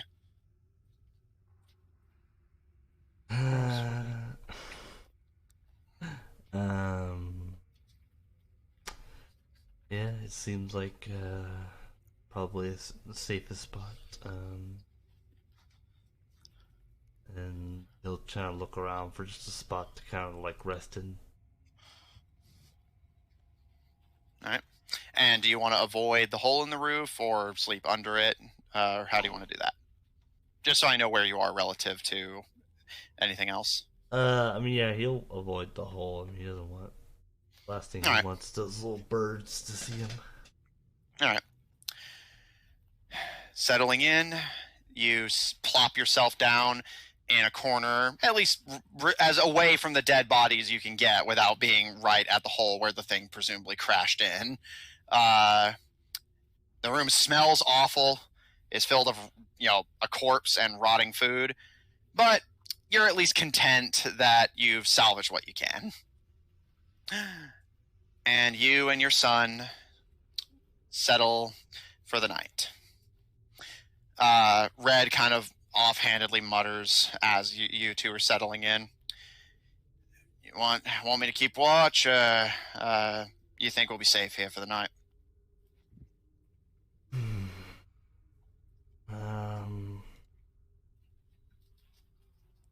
I think the chances of us getting caught are slim. The problem is the night's too long and we wouldn't be able to both take care of it unless we want to shorten our rest. He thinks for a minute and, well, do you think that we're safe here, or would you prefer someone's keeping an eye on things? I think we should sleep as soon as we can. That way, leaves less time to worry. All right. Night, Zeph. And he kind of pats the dead body on the head. Night, corpse. Night, corpse. Yeah. Alright, and Zephyr will just kind of, find it. He'll kind of just find a spot and just let it go to sleep. Alright. As night falls over the battle for Capacitas, 2 thieves sleep soundly in an abandoned hut, ready to rob the battle-worn In the city's jungle? vault the next morning. In the city, the warring city, the kobold sleeps tonight. A whimb away, a whimb away. What Yes. the fuck? That's how the song goes. Well, yeah. It's really not. Yeah. I mean, it's slightly different. The beginning was slightly different, Also- but the after part was. Again, pretty topical. A warring Don't. city and Poor taste. Poor taste. What? Topics and comment or stuff and going on. in the world. Yeah. As the moon begins to Wake up. rise over Capacitas, Has Caleb pried that thing open yet? you will soon, don't worry. Gil, Keto, with Raccoon in tow, the 3 of you continue to dart, and I will say one last time before the horde descends upon you. Is there anything you want to do? As at this point, they're closing in. You can attempt to hide or just get ready for a fight. Gil is going to try. Because it's a long shot. He's taking a piece of candy. Oh my god, if our only way off the ship dies, Well, it's not the only way off. it's the only way we can survive. I was like, Lucian can get. Yeah, I was gonna say, like, some of you will live. I was like, if Is Lucian, one person some? I mean, Well, there'd be 2 people. Zephyr's alive. I was like, well, like Lucian, if Lucian can find you guys, then she can get all you off safely. She can. Can Absolutely. she do that? Yeah, because it can Yeah. cast on multiple people. Okay. Alright. Gil, roll me a D100. Let's Let's get- see. 96. Okay. Gil, you pull a piece of chocolate from the bag and swallowing it quickly, making a bit of a mess in the process. You have Ooh, that's consumed a good. chocolate of healing. Nice. You are instantly healed to your maximum hit points. In like 100 hit Hold on. points. Yeah, I did see it worked out. That Kato? crap. You're at full health. What crap?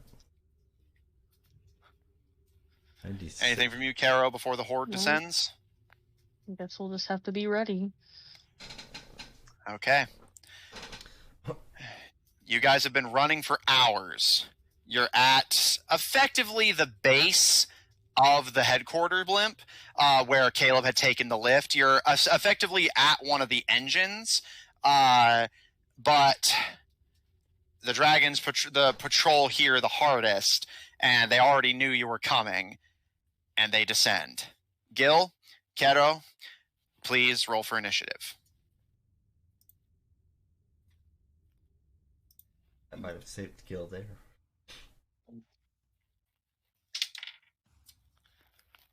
That's a 21. 23. 21, 23. All right. The order will be Caro, Gil, the robots, and let me roll for Raccoon. And Raccoon after. Okay. And as this is happening, Gil would like to say one thing. All right. What would you like to say? We need to try to get inside the headquarters. These guys pack a punch.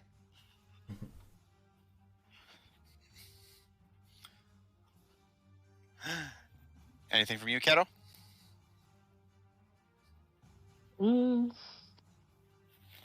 Well, we'll just have to back in then. Okay. As the machines descend down on you, Caro, you're up first. They are 80 feet away from you and closing. So, Matthew, a question. An answer. I know we are treating this as one, like, Cohesive entity. monster, yeah. Yeah, but would Hail of Thorns do more damage?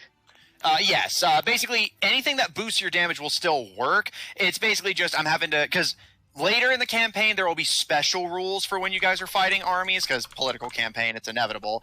But I wasn't prepared for it to be this soon, so I made a special case for this fight. So yes, it'll still boost damage, but mechanically it'll just do what it normally does.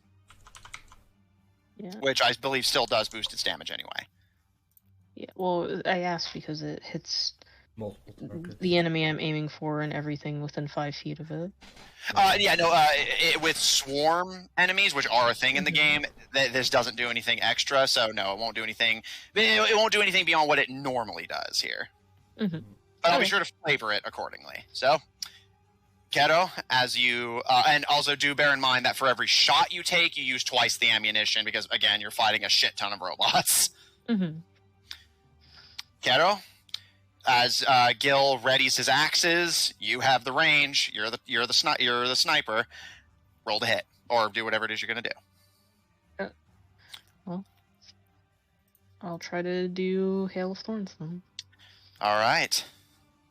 And I believe it's the attack roll, and then they make a dex save after it hits. Yes. All right. Taking your aim. Out of curiosity, do you want to flavor this as magic or just a special bolt?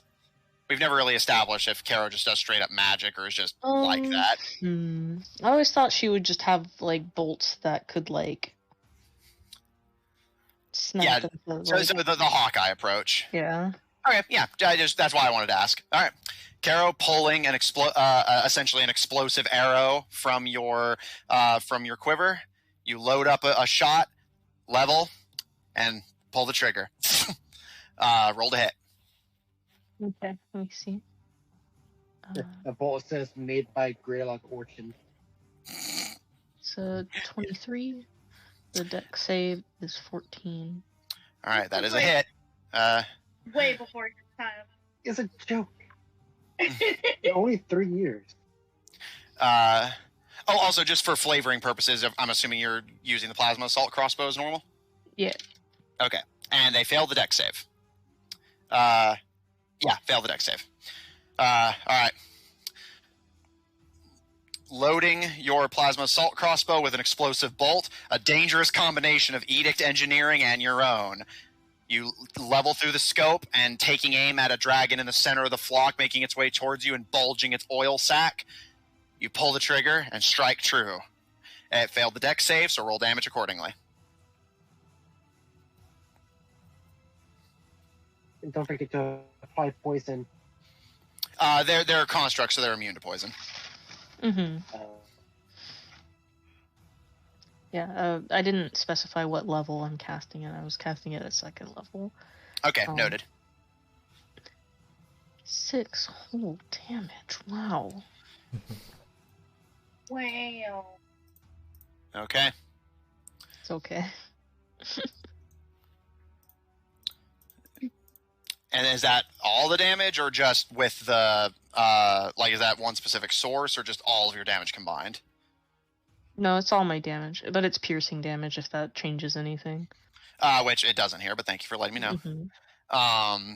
And is that again? That's what the Hail of Thorns included. Oh, sorry, no, that was the. Yeah, Hail because I was of going to say that Thorns. seems very low with Hail of Thorns being 1 accounted second. for, Okay. especially Wait. at 2nd level. Give me a second. No worries, do what you gotta do. Ellie.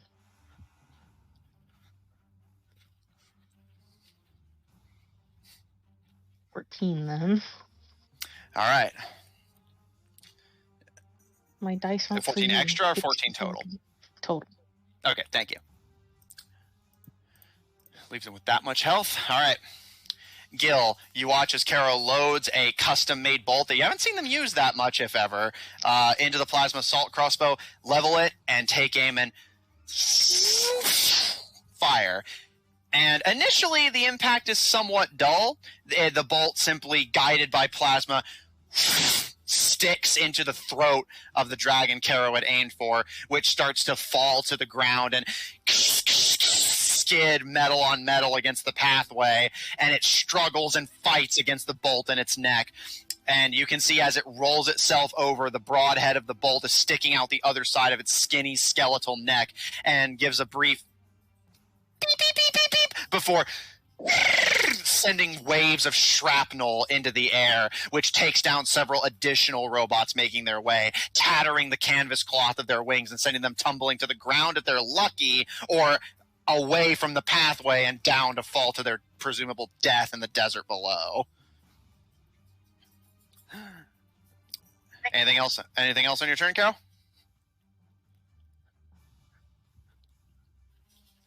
Does that take up both of my shots? I believe Hail of Thorns is a bonus action, so you can still make a regular shot. You just can't Hail of Thorns this one, I believe. Okay, I'll try another shot then. All right. Loading another bolt, having to be quicker this time, so you can't take your time to do a special one. You level, aim, fire, roll to hit. 25. That's a hit. Roll for damage. Why do I keep putting my dice up? Oh, dear lord. Oh, yeah, it's because of you, cat. You, cat! 12 damage. All right. Nice, nice, nice. By the way, I will say, as a side note, if anyone has any unique flavor that they want to do, feel free to say. I'm only flavoring if you just don't take the initiative too. So if you have a special idea of what you want an attack to look like, just let me know. That said, Okay. Caro, leveling your crossbow. This time you take aim at one higher in the flock and manage to pierce it directly in the head, and you see the light in it, the literal light in its eyes dull as it falls down into the flock below and actually tangles the harpoon cord around one below it. And this starts this domino effect of dragons crashing into each other, tearing each other up with their sword beaks as they struggle to get free of the basically rat king of dragon robots that you've created, which starts to slowly tumble to their death. That the end of your turn, Carol? Yep. Yeah. All right. Gil, you're up. Caro just did decently well. The robots are 80 feet away from you, but Caro has thinned their numbers pretty significantly with only 2 shots. Shot. Okay, so how far are we from the main the blimp that we were heading to? The blimp that you were heading to, I'll say, given your current distance, I'll say, yeah, given that there's the engine to account for, it's about 100 feet behind you. But you can see the lift that slowly makes its way up and down, and the blimp itself is crawling with additional robots that, if they aren't jumping into the ongoing battle, are scanning, trying to find Caleb, who they're convinced is still in there somewhere, which they're not wrong. Okay, so for the moment, and you said they're 80 feet up in the air? Yeah. The blimp itself is 80 feet in the air, but basically the dragons are 80 feet away from you and closing. The headquarters blimp is 100 feet back, but then it's decently up in the air. You can either attempt to climb or wait for the lift, which is slower but safer. So I'm going to wait for the dragons to get closer and save my attack actions for them. Okay. But I'm going to go ahead and bonus action rage and hold my action. All right, and what are you wielding? 2 ionic axes. All right. As Caro fires their plasma crossbow, you break out your ionic axes, and with a like a Jedi with dual lightsabers, but with a barbarian theme. Wait as you activate your rage. Ichor begins to drip from your pores and face as you enter your Ichor rage form, and wait for the dragons to approach you. As the dragons close in, both of you please make me a dex save. And this is going to be before they reach you, Gil, because they're doing this a bit of a distance away from you. Natural 20. All right, Keto? Oof, 10. Okay. Gil, as you enter your rage and ready your ionic axes, you see, similar to what Lucian had seen, the dragons readying their bursting oil bubbles in their throat, and you manage to dodge out of the way, but Caro, as you're reloading your crossbow, you don't have time, as oil coats the surrounding area, which is now difficult terrain, and Caro, you are coated in oil. You now have a vulnerability to fire damage until the end of the dragon's next turn.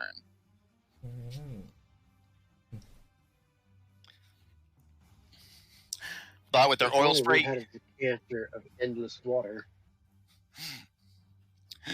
Or a match.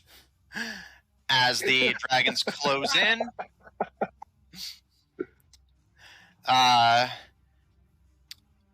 Gil, I believe your melee range is, with these axes is still 5 feet, so they're going to be able to get one attack in before bringing you harm. They are going to start swarming Caro, who's coated in oil. Caro does a dirty 20 hit. Oops, I clicked off the thing. Yes. Okay. Caro, you take 13 piercing damage and 8 fire damage. That's with your vulnerability applied.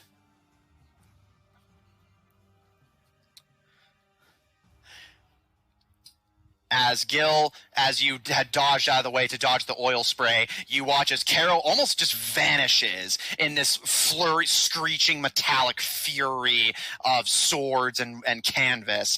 And Caro, you hear this of swords against the metal pathway as one of them drags their beak along the oil ground to create sparks, and the fire reaches you and you're lit ablaze as you're coated in oil as the sword slices across your head as the dragons basically peck and shriek at you. However, as the rest of the swarm arrives, Gil, at this point they are within melee range. You may make your opportunity attacks. Bear in mind that because your bonus action rage, you cannot do your dual wield, but you can still do your normal amount of attacks with rage applied.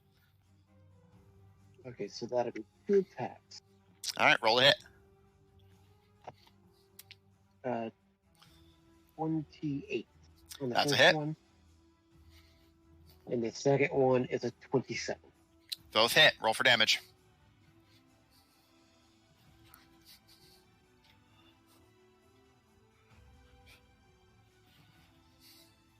The first one is a 14 and a 12. Okay. So a total of 26. Okay. 26 damage.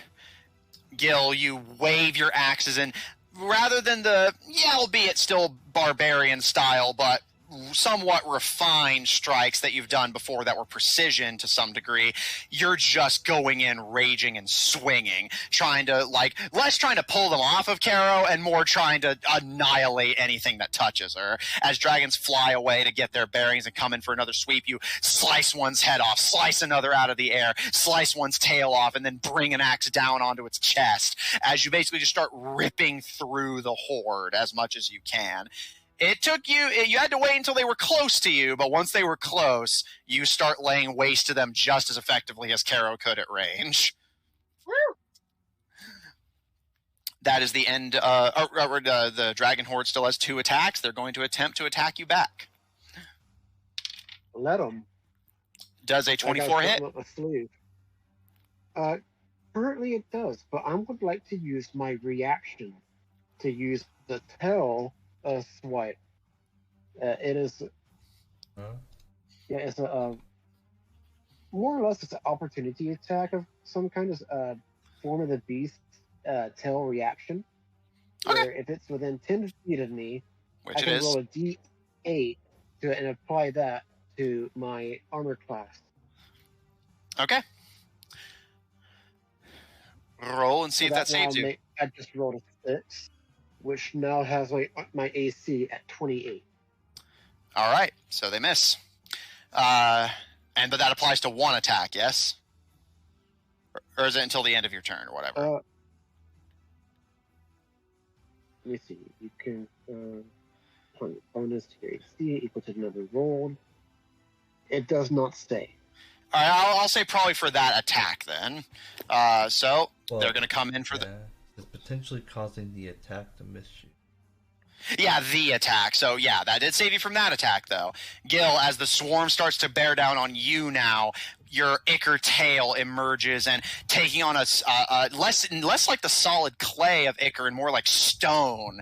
Your tail guards you against the swarm and starts like waving them off of you, which does force them away from you to a degree, but they bear in for another series of pecks and slices.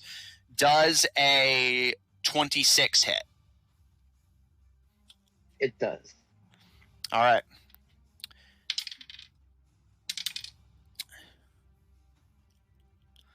Just, Well, he's able to get his health back. Meanwhile, he's yeah. like, down. Gil, you take 11 non-magical slashing damage, so your resistance does apply. So that will reduce it to 5. So you take 5 slashing as they start slicing at you with their metallic wings. Gil's just laughing. Like, come on, y'all did better than this earlier. Okay. That's the end of the robot's turn. Raccoon. Gil gets way too cocky sometimes. Yeah. It's gonna kill him, probably. Raccoon's going to disengage and start running towards the headquarters. Just gonna try to get Bragdu. Of course. My girl. My girl. And that's my girl, thank you. Hey, it's our girl. She is Gil, Caro, you can just make out Raccoon slipping away from the horde and running away from the engine room and towards the distant blimp that hangs over your heads, where somewhere on there, Caleb hides and Bragdu waits. Top of the round. Caro, you're up. You are surrounded on all sides at this point. They are within melee range, but you have crossbow expert. Luckily for me. Okay.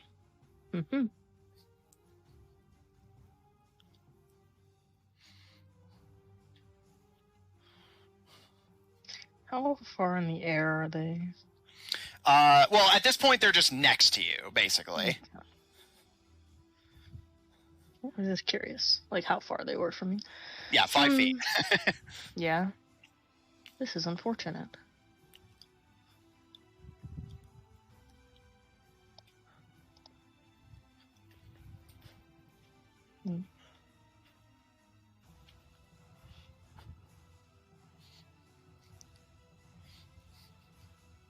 So have Gil and Raccoon officially disengaged? Raccoon is disengaged, Gil has not.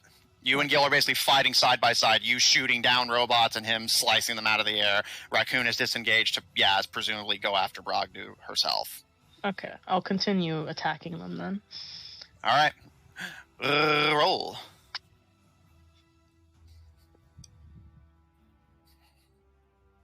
Casually.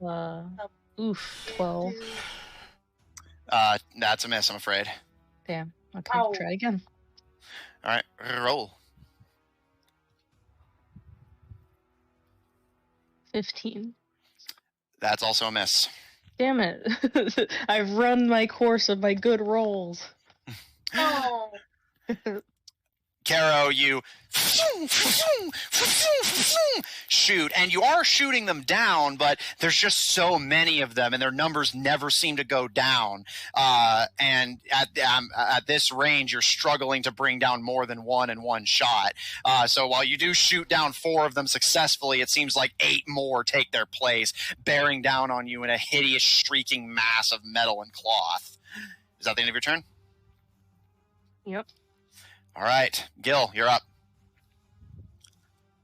Okay, so since I now have my bonus action, I'm going to use all 3 attacks against these things. Roll to hit.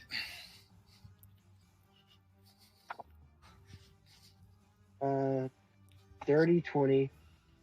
Hit. 30. Hit.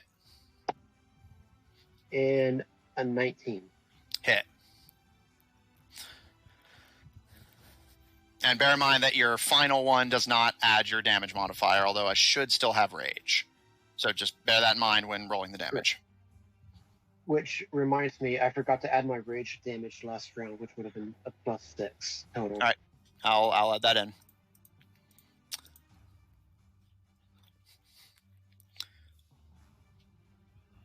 Or 17 on the first hit for damage. 17. 13 on the next hit for damage. 13. And then 5 on the next. Okay. Gil, before you even start going in swinging, you could hear several robots that you had struck earlier either fall off the side or outright explode, as it seems whatever is fueling them is somewhat flammable. And you start slicing them out of the air left and right. You see one attempting to fly away and bring your axe to bear and tomahawk it through the air and strike it in the metal spine, which brings it to the ground, and you slice your way back towards it, picking up the axe again and just going right back in swinging. This is your... Caro is better at range, but melee is your haven. Is that the end of your turn? At this point, I would then like to go over to Caro. Yeah, which you're And, still he's gonna- within, like, just right next to them, so you're fine. And he's going to use his body to give her partial cover for when they go to attack. Sure. Protect the frog! Caro, as you're reloading in The frog. an attempt to keep them off you, you feel the attack start to stop as Gil, in their Ichor rage, has stopped in front of you and is using themselves to shield you from the onslaught of the swarm. And speaking of onslaught, theirs begins. Gil, Caro, make me another dex save from both of you. I made it to the cannon? And Caro, you make this at disadvantage. Yeah, because all the oil. Mm-hmm. 19. Okay. 22. All right, you both succeed. You'll take half from this. As the machines... Gil, as you start shielding Caro, the machines actually start to part a little bit. The swarm starts to thin. And both of you initially think maybe you fought through enough of their numbers to get them to retreat. But you see that they're actually just starting to circle you like a tornado. And you notice them, the ones at the bottom of the flock, are dragging their metal wings against the ground, creating sparks as the airship hits the metal of their wings. And the sparks are igniting the oil. Caro, the oil that you're still covered in. And Gil, the oil you are standing on. Could I use a reaction Depends on what it is. to activate my rocket boots? That if it doesn't say you can do that as a reaction, I'm going to say no. Can't remember if it even says anything. I think it just makes it to where you can use your movement speed as flying. Basically, it can prevent you from falling, but I don't think the rocket boots have anything that'll let you, like, suddenly change position. Yeah, it doesn't specify.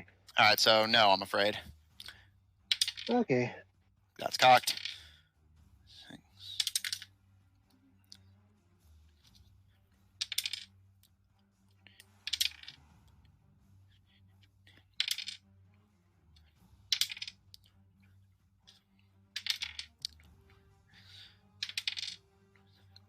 Okay, since you both succeed, you take half damage from this. So both of you, is my math right? Yes, my math is right. Gil, you take 12 fire damage. Caro, because of your vulnerability, you take 24. As the ground all around you, and Caro, your flesh ignites as the oil catches flame. Do I see this? No, you are 4 hours in the other direction. Oh, well, shit. So was that already halved, or was that the? Yeah, that was yours halved. So yeah, Okay. between your vulnerability, but the halving from succeeding the save, yeah, you take 24. Basically, Gil, you take 12. Yeah. If they're vulnerable, wouldn't that double it? So if you half it, they just take the damage? Pretty much, Yeah, which yes is what happened. Although technically, because the half rounded down, they actually took a little bit less. If you guys had taken the full damage, it would have been 27. But I halved that down and then doubled it again for Karo's vulnerability. So that's what I called it. So you That makes 27. Yeah, well, it's an odd number, and I didn't feel like doing super advanced math, and I figured like 1 or 2 damage points in any direction didn't really matter. 27. Yeah, I was like, half that would Hey, be... Karo, would 2 extra damage kill you? No. I was just, Then it doesn't matter. I'm just thinking of the math question about really. You round that down. Do not question the almighty God DM. That, however, that is the end of the dragon's turn. But man, someone who likes math typically is like, man, that's interesting. Yeah, it didn't quite work out, but what the DM says is what the DM says. Yeah. Well, and like I said, Karo even said that even if I did round exactly right, it wouldn't make a significant difference. So. Yeah, but like imagine if like at the end of the battle they had 3 health left. Well, if that is the case, then we can discuss it. That is the end of the dragon's turn. Raccoon is going to keep dashing to get to Bragdu. They reach the base of the headquarters and start trying to work out a way up. Top of the round. Karo, you're up. Dang. Raccoon had time to come all the way Okay. over here before Caleb got enough of a bend to shoot through. Again, remember the factors we discussed. You have to stick your dagger in, start pushing, and then... I just find it so crazy. Mm-hmm. Caleb's got some real determination. Well, like I said, you're an assassin. If there's one thing you have, it's patience. And then a quick question: with how Gil is protecting Karo, would that give her advantage on her attacks if she stabilized with him? No. You would have to make the help action, which you didn't do. Oh well, worth a shot. Speaking of shots, Karo, what would you like to do? Even then, I've learned recently that it doesn't help with range attacks.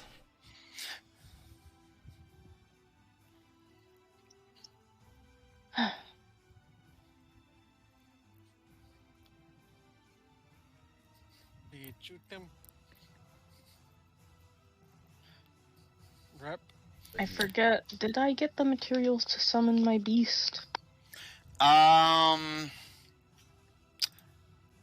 Which spell are you wanting to do? Or rather, which ability? Summon beast. I have the acorn. I know I do. I just don't remember if I got that. Then yeah, if you have the acorn, then you should be fine. That's pretty much the biggest one, yeah, the cost. Yeah. The only thing you need is the gilded acorn. Everything else, as long as you have a focus, which you do, you can do it just fine. Okay. I'm gonna summon a beast. Okay. Kara, what is your focus? I forget. Oh no. What did I say? It's not a big deal. I was just curious. All right. Air, land, or water? Air.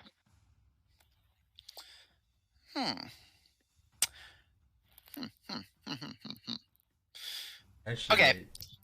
make character sheets for stuff like these. I'll tell you what. Roll me a D100. Ooh. Use that one Summons very another often. gold dragon. Wild magic. That'd be pretty funny. Where did I put? There it is. 100. 60. Okay.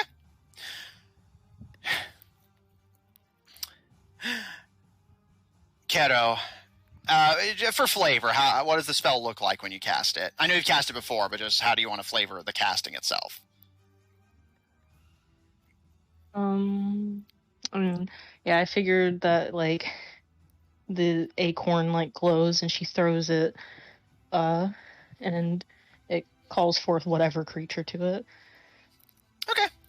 Kero, as the dragon swarm has at least gotten off you for a moment, you bring out the acorn, sheltering it carefully in your suit to avoid burning it as the flames on you start to dissipate. As you pat yourself down, you chuck the acorn at the metal, and it doesn't shatter, but like, yeah, it hits against the metal with a boom, and you put out a call for anything to come help you.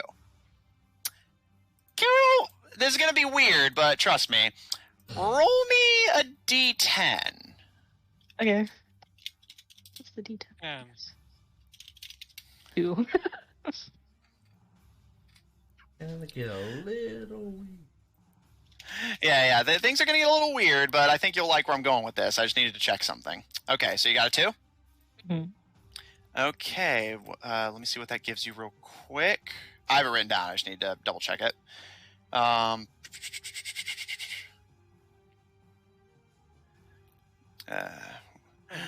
dragon. Can you imagine? Yeah, sorry, I just need a hot second to... It is called Dragons. Indeed. Be very fitting. There's actually 3 golden dragons. 3. It's a Hydra golden dragon. Golden Hydra. I know Yeah. I had this written down somewhere. I'm sorry, it's taking me a hot second. There you Hey, are. You weren't expecting this to happen. No, yeah, I had it written down. I just needed to find it. But we managed to catch the DM completely off guard with our action. Yeah, no, I expected you guys to, like, scope out the airship for a few days. Like, that's why it's so big. I wasn't expecting it to just turn into a giant battlefield. All right. So, a little bit of trivia. Since we've established that you guys won't care to look into Troppu's backstory after this is all said and done, Troppu has spent near of a decade researching anything that can give him the ability to fly. That's why he has the balloon pack that Gil just stole. That's why this airship is covered in magic items that grant temporary flight, but that's not enough for him. Before the Scar Concord gave him the idea of potentially turning himself into a dragon, he decided to try the next best thing. A dragon that is completely loyal to him and will let him fly whenever he wants. To that end, on this airship, there are broods of dragon eggs that are being kept and maintained by the crew, with hopes that when they hatch, Troppu will command their loyalty, and even if it's not what he wants, he will be able to fly at last, and have a dragon at his call. One of those eggs just so happens to be near enough to hatching. One of those eggs hears Caro's call. Caro, a blue dragon wormling bursts from an egg elsewhere on the airship and immediately sniffs the air and starts darting their way towards the battle. And it takes you a minute, especially this little creature is paled in comparison to the constructs that surround you. You see a clumsy, weak, little dragon wormling tumble and land at your feet, having answered your call. You have summoned a blue dragon wormling. Is that a Caro baby just dragon? hearts in her eyes. Caro heart edit right now. So little. They're called wormlings, baby dragons? Yes.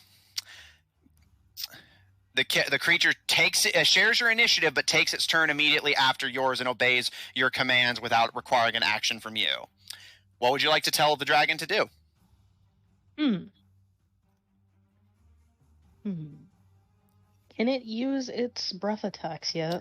No, it statistically it is still just the bestial spirit, but I'm flavoring it. Yeah, And besides, it was just born. That would be a lot to ask for it to. it's true. They can do what my beast companions usually can, right? Yes, it is literally just a beast companion, but flavored as a dragon. Okay. Because I was like, what creature would answer Caro's call? Then I realized that there was dragon eggs on the ship, so I want it to help Gil. give him the help action. Yeah, get that advantage. All right, Gil, on the first attack of your next round, you will have advantage as the wormling leaps to assist you. Nice. That the end of your turn, Carol? Yeah, I Bulgy think eyes. that's all I can do right now. Yeah. Okay. Gil, you're up. On the first attack of this round, you will have advantage from the wormling assisting you. Gonna have those big bulgy eyes and Well, thanks to that advantage, the first attack is a natural 20. Okay. Go ahead and roll the other ones, just to see if they hit at all. dragon. Are you serious? A second natural 20 Okay. and a 19. That hits. Roll for damage. 2 of these are crits. Almost rolled another natural 20. I sat here and Well, watched him roll That's it. probably his plus. That's probably 19 And with also- his That was pluses. insane. Next, You well, trade because of dice. one of my, because I leveled up, because if I crit, it doesn't just Brutal. double my damage, it triples. Okay. What is that? It's, I mean, sort of. It's like a brutish thing. Gil? So that's, Brutal critical. We'll let you triple it. well, it adds another dice of roll for damage, which But we pretty much don't. triples. Would it not? Technically, yeah, sure. No, but since how Matt does it, it's wonky.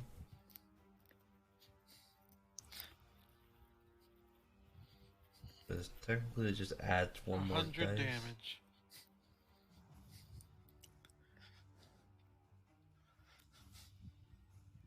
$28 on the first attack. Okay. Wait, no. I forget. Hang on. Do I? You roll Mo- one dice and then you double it. Yeah, roll, I double what you roll, rolled, add I- modifiers. Oh, okay. Yeah, you don't add the modifiers to the double.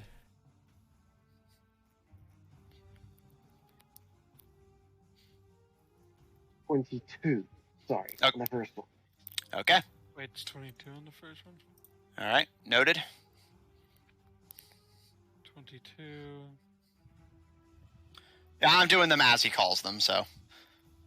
31, See if you can get to. Okay. and then 7. Okay.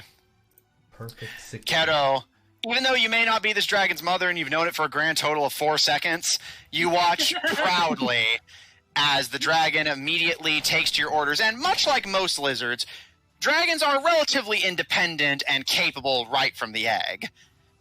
So you watch as it scutters up Gil's back, and as he starts slicing through robots, one is bringing its harpoon down to stab him in the back. The dragon leaps and snaps the cord with its little teething fangs. And hearing that sound, Gil, you turn and decapitate that robot immediately and just continue to swing as the dragon starts chewing on the harpoon that falls from the dragon's tail.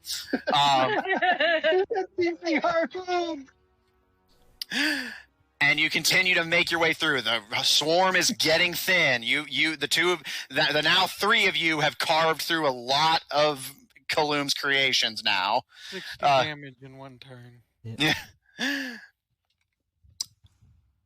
is now the swarm, quote unquote, bloodied. easily bloodied. It is well past Then bloodied. Gil's covering Caro again. All right, in that case, And the Both little of dragon. of course, both of you make me dex saves, and Kato roll for the dragon as well.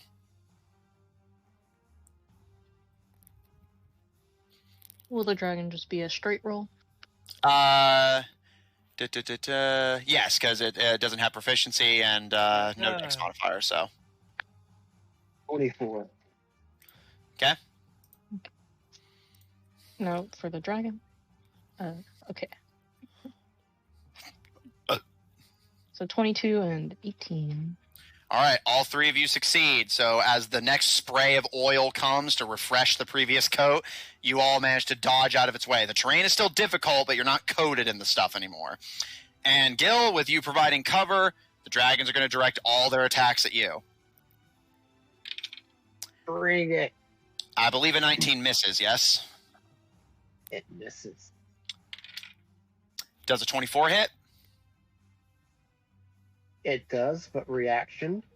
All right. For my tail, Roll your dice. adding a 7 to my AC, which puts me at 29. Okay. For that hit. And the final attack, 17 misses.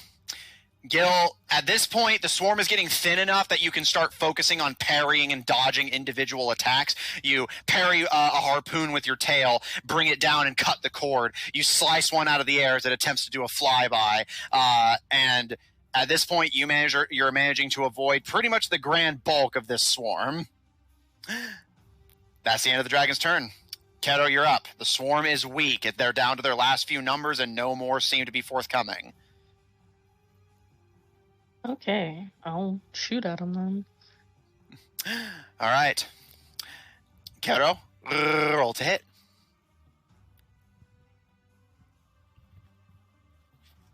Uh, 21. That's a hit. Do you want to roll the other one now, or just go ahead and roll damage? I'll roll the other one, yeah. All right. Roll. Can we just talk about the fact that 2 of our party are currently defeating a swarm that defeated a gold dragon? Yeah. Granted, the gold dragon also had the airship itself attacking them with fucking siege weapons, but yes. Mm-hmm. The other one missed, so. All right. You managed to strike true with one of the strikes. Roll for damage. Okay, that was a 8. Is it a Hail of Thorns attack? No, I've been burning my spell slots, so. All right. Keto, one of your attacks still goes wide, as again, at this point there's less targets to hit and they're flying around fast and panicked. But your next strike manages to connect and it rolls against the ground and manages to snag another out of the air with the tip of its harpoon, and this like rough and tumble of the robots start tearing each other apart in a frenzy, and your dragon jumps into the fray and starts just like tearing off bits of their wings, almost treating it like a toy. What is your dragon going to do? Caro nods at the dragon with like pride, but also It's gonna be some Game of Thrones shit right here. I mean, yeah, actually. I was not planning for it, but it's so fitting that Dragons is going to end with Caro getting a pet dragon. Caro's horde. Sure, we'll have a better ending. Matthew, it's literally come my animal. Yeah, you have a spider, a dragon, a tiger, and and 6 raptors. Oh, don't forget about the other boy. Yeah, the one. Yeah, Which other the- one? Yeah, the one. That, Mimus. Oh yeah, the Suchomimus. Good point. Okay.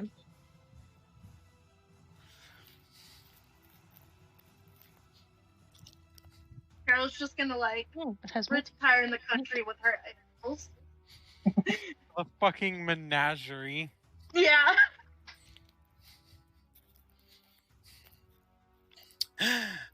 So yeah, One Caro. day they'll come by here and there'll be an old frog just sitting on a rocking get her a chair straw with hat. freaking Sitting on a little lily pad. sitting on a lily pad, and then just around this little lake, there's just freaking dragons, tigers. Suchomimuses, velociraptors, spiders. All right, Caro, what is your new son going to do? That is a good question.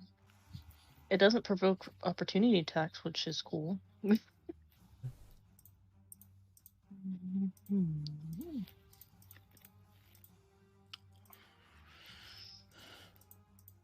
I guess we'll just maul them. It's literally called maul. Yeah, maul. All right, roll the hit. Which wait, Mauled by a so wormling. where is my attack modifier? Okay, so your spell attack modifier is +6, and what level did you cast this at? Second level. All right, so this will do 1d8 plus 4 plus you did a second level? Yeah. +2. So plus 1d8 plus 4 plus 2, so 1d8 plus 6 piercing if it hits, and you have a +6 to hit. 19. That's a hit. Roll for damage. So yeah, 1d8 plus 6.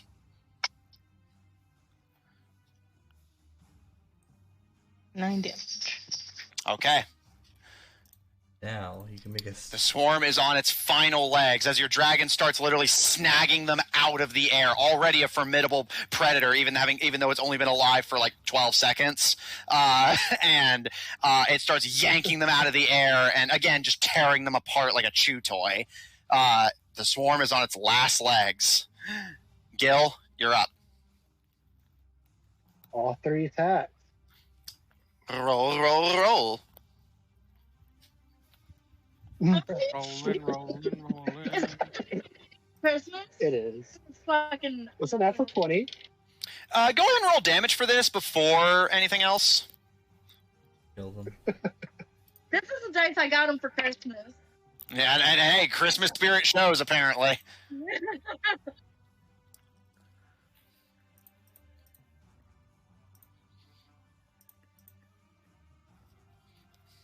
31. Gil, how do you want to finish the battle? So, pretty much for the end of this battle, he's going to activate his boots just enough to get up into the air a little bit, and he's just going at these things, chopping left and right. He's leaving no survivors. Like, he is chasing them down. Okay. Gil, as you start chopping dragons apart, Caro, you shoot down the last few survivors that attempt to flee, and your dragon continues to maul the ones that are powering down. Their fuel and oil draining from their bodies like pooling blood. And as Gil, you tomahawk the last survivor, the two of you turn, the dragon just mindlessly chewing on the harpoon, and you see Raccoon already halfway up to the blimp, scaling upside down up the rope, trying to make a stealthier approach than taking the lift as Caleb had.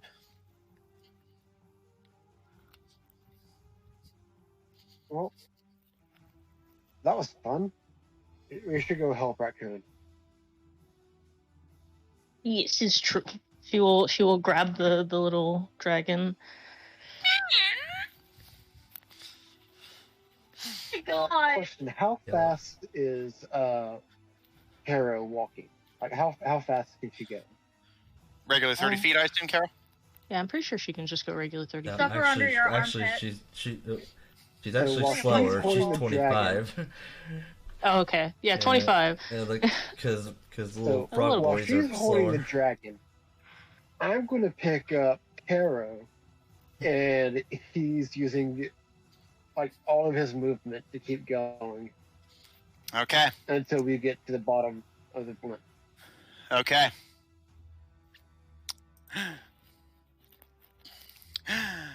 That being said, Caleb,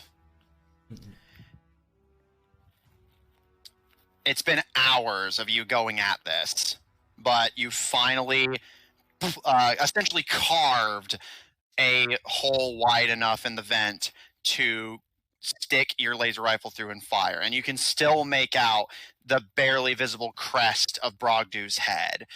Every so often you'll see a goblin go in there and give him a report on something, and those of you outside hadn't seen this as you had been focused on the battle. The airship is shaded as Caleb, moonlight starts to break into the blimp as the top of it begins to mechanically open. And all of you can see the gold dragon's body being hoisted over the balloon. And the goblins are readying the harpoons to drag it down and put it through whatever procedure Bragdu has in mind to allow him to do what Troppu had wanted and take its body for himself. I guess it's now or never. I will freely admit, Caleb, you do not have disadvantage on this anymore, but you are going to have to make one of the best shots in your life if you want to make this. He has 3/4 cover, is really far away from you, through behind bulletproof glass, and you have to hit a target that is essentially roughly the size of your hand. He has a +5 to his AC. And I'm assuming he's disadvantage. Is it disadvantage? This room is not big enough to provide disadvantage, and you did open up the vent enough to do so.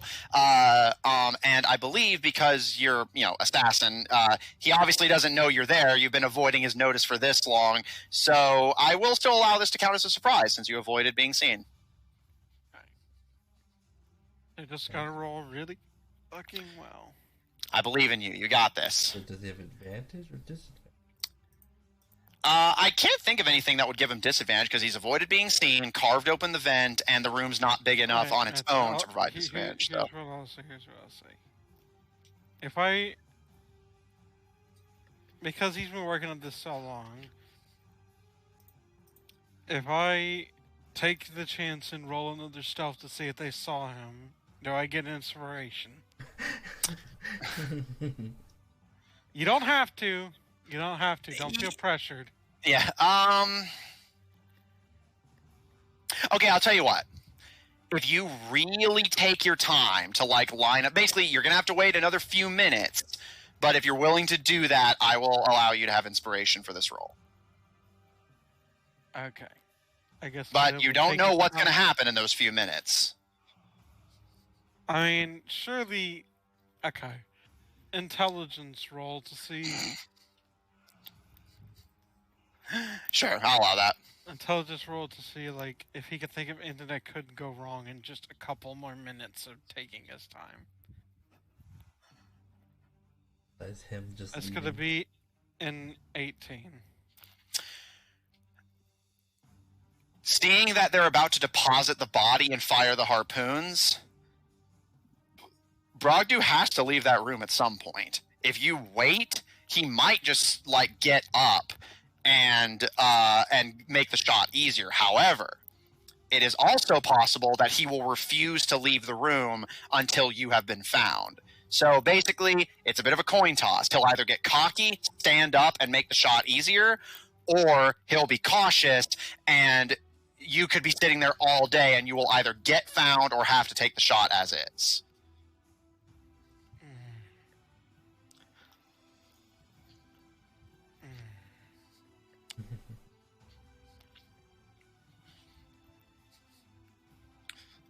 Alright, he's gonna make sure of the shot, but once he's sure of it, whether he's standing or not, Caleb is taking it. Roll me stealth. Do I get advantage at this? This one isn't sound-based, so no. You're just trying to avoid being seen at this point. That's gonna be a 24. Okay. Caleb, you take your time and you wait. Lining up your shot carefully, not even sticking it through the... I swear, if you freaking be and that is where we're going to end tonight's session, I'm gonna be so pissed. I promised you a finale, didn't I? I even put it in the tweet and everything. Alright.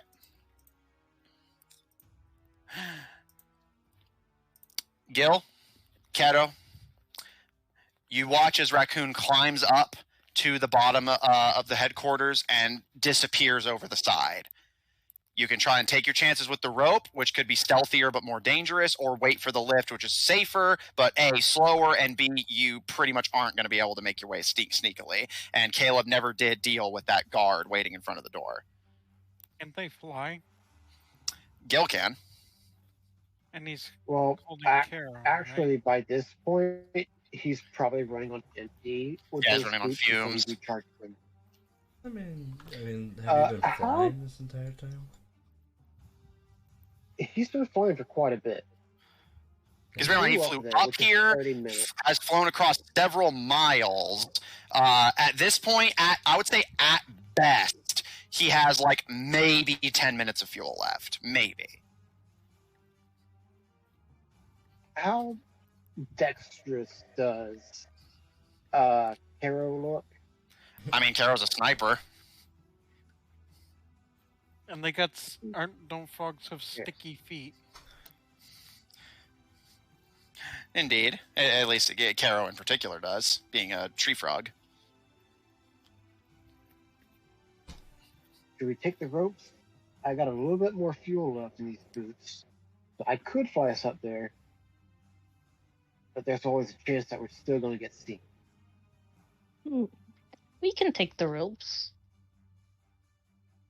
Sure, ropes it is. She's gonna put the dragon on her back and hope that it clings to her.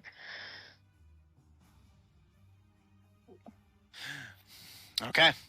It can fly, but or I assume. Yeah, I can use summon to flying spirit, so yes. Yeah. But it's probably tiring, so. Especially with its just hatched wings. Gotta build up those wing muscles. So what do we have to roll for this? Make me an athletics or acrobatics check, your choices. Is Raccoon fighting something? Indeed. The snake guard's still there, and she doesn't appear to be interested in stealthing, and even if she was, how is she going to sneak past it to get through the door? Okay, so that is a 28 on my acrobatics. Okay, Caro? 17. One more time? 17. Okay. And I do want to be stealthy. Caro, do you as well? I'll try. Roll me stealth.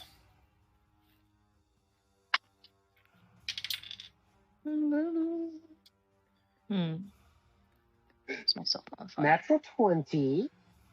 Take those dice away. Why? These are good dice. Oh, Trade you dice? They're metal dice. Oh yeah, wait, I have to do this again. So it's a natural 20, total of 28. Okay. I got a 15. 17, Caro? 15 for stealth. Oh, 15. Thank you. Okay.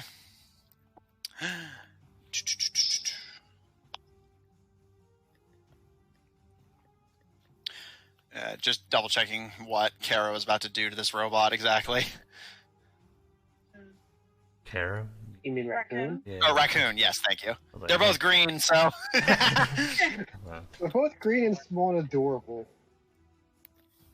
Wow. All right. Matthew. Are you saying And all green skins look alike? Whoa! It's a shade. It's a shade of green. Wave of Thunderous Force, con save, success save, unsecured objects, spell. Okay.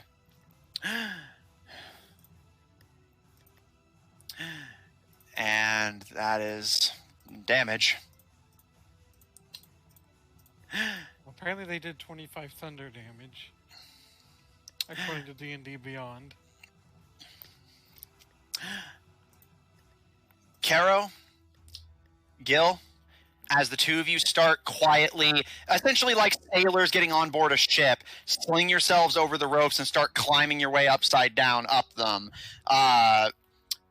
You hear above you, Raccoon, not afraid, not even necessarily angry, the stern tone one would take when scolding a child. Get out of my way! And she's going to cast Thunder Wave, and all of you within 300 feet hear a thunderous boom as the entire blimp rattles with the force of Raccoon's voice. Gil is so proud right now. This little girl is taking after his barbarian ways. Barbarian. Caro, Gil, make me additional acrobatics or athletics checks because that spell just really fucked up the ropes tying the blimp to the ship. So your Raccoon may knock you off to your death. Roll 23. Some echo around in the vent. 26. Oh, yes, absolutely it does. All right. Gil and Caro, you both managed to maintain your grip, clinging tightly to the ropes as Raccoon's voice nearly causes you to fly off. And you can see the ropes are actually struggling to like keep their the knots that are tying them to the rest of the airship. And yeah, Caleb, you can hear Raccoon's voice echoing all throughout the area in just this like a bomb went off. Also, I feel like that would probably hurt his concentration on the shot. It does a little bit, but you've taken shots under worse conditions. Matthew, am I at the cannon yet? Unfortunately, not yet. Sorry. Gil and Carol were already halfway to their destination by the time you got on the ship. You'll get there. Yeah, you'll get there, don't worry. The serpent is going to attempt to hypnotize Raccoon, who is immune to it. Raccoon is going to cast Knock to open the airlock that's separating her from Bragdu.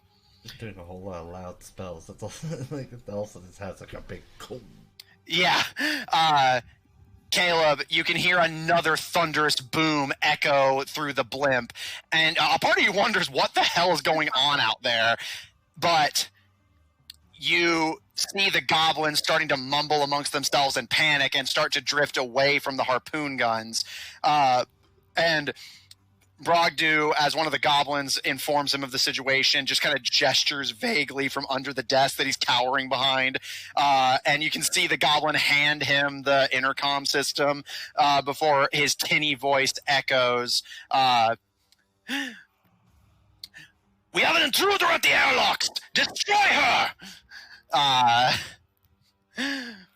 Oh, you just fucked up, dude. You touch that little goblin, he's coming after you.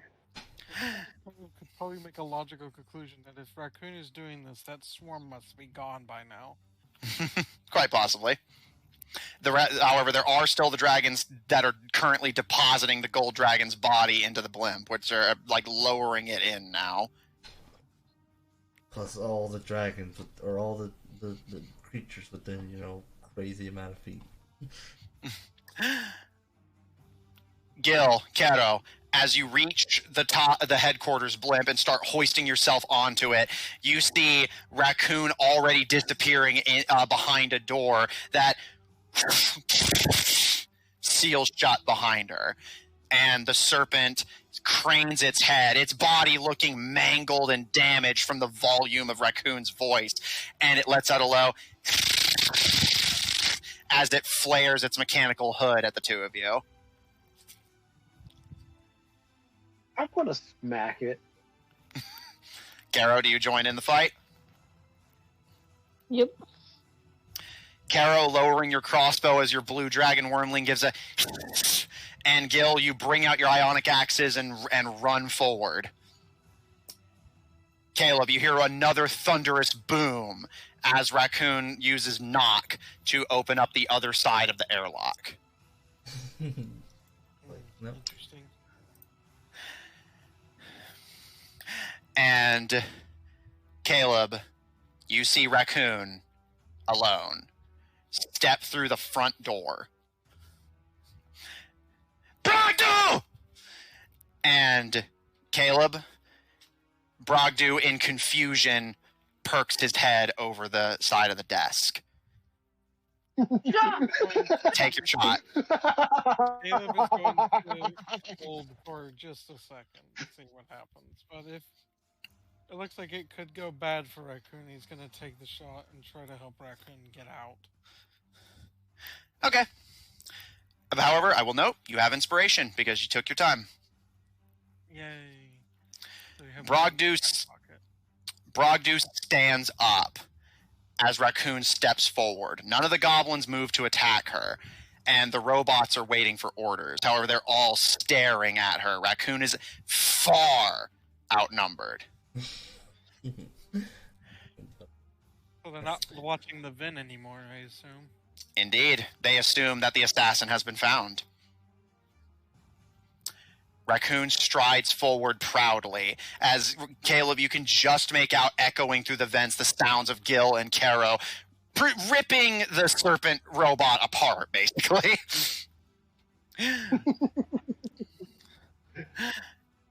As the two goblins step and meet in the center, the dragon's hanging corpse suspended in air above them, blood dripping down over both of them, as the dragon robots wait to avoid, depositing their payload on top of their boss. The two of them begin to talk to each other. Caleb, do you want to attempt to eavesdrop? Sure. Roll perception.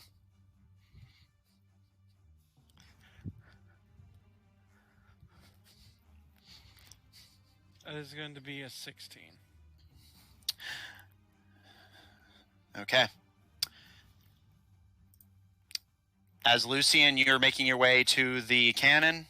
Caleb, you keep your aim firmly on Bragdu, silently in the vents, but you take your time, and Caro may have not gotten the chance to make their peace with Troppu, but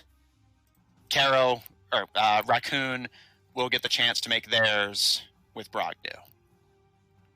Basically, the first sign of trouble with Raccoon, or the first sign of him trying to go to put his plan into action, Caleb is going to try to take him out. Okay.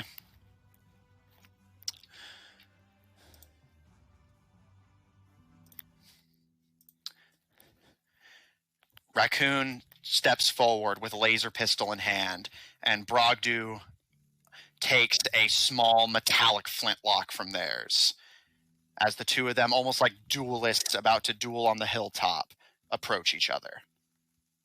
And Caleb, you can just make out the echoes of their conversation as they talk to each other.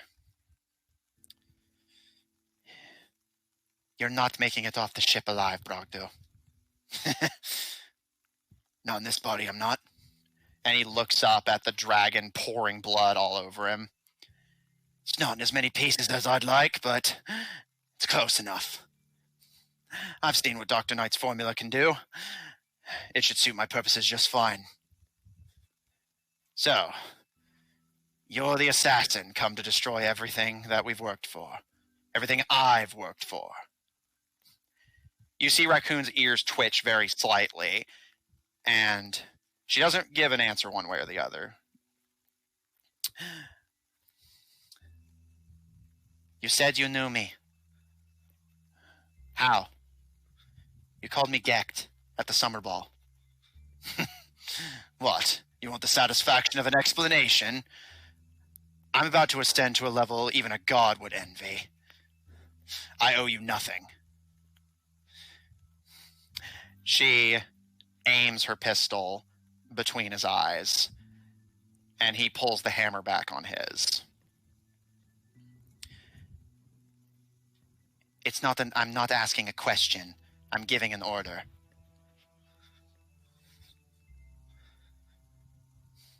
I don't care if you're living or dead, or if you're a dragon or a goblin. Who are you? And who am I?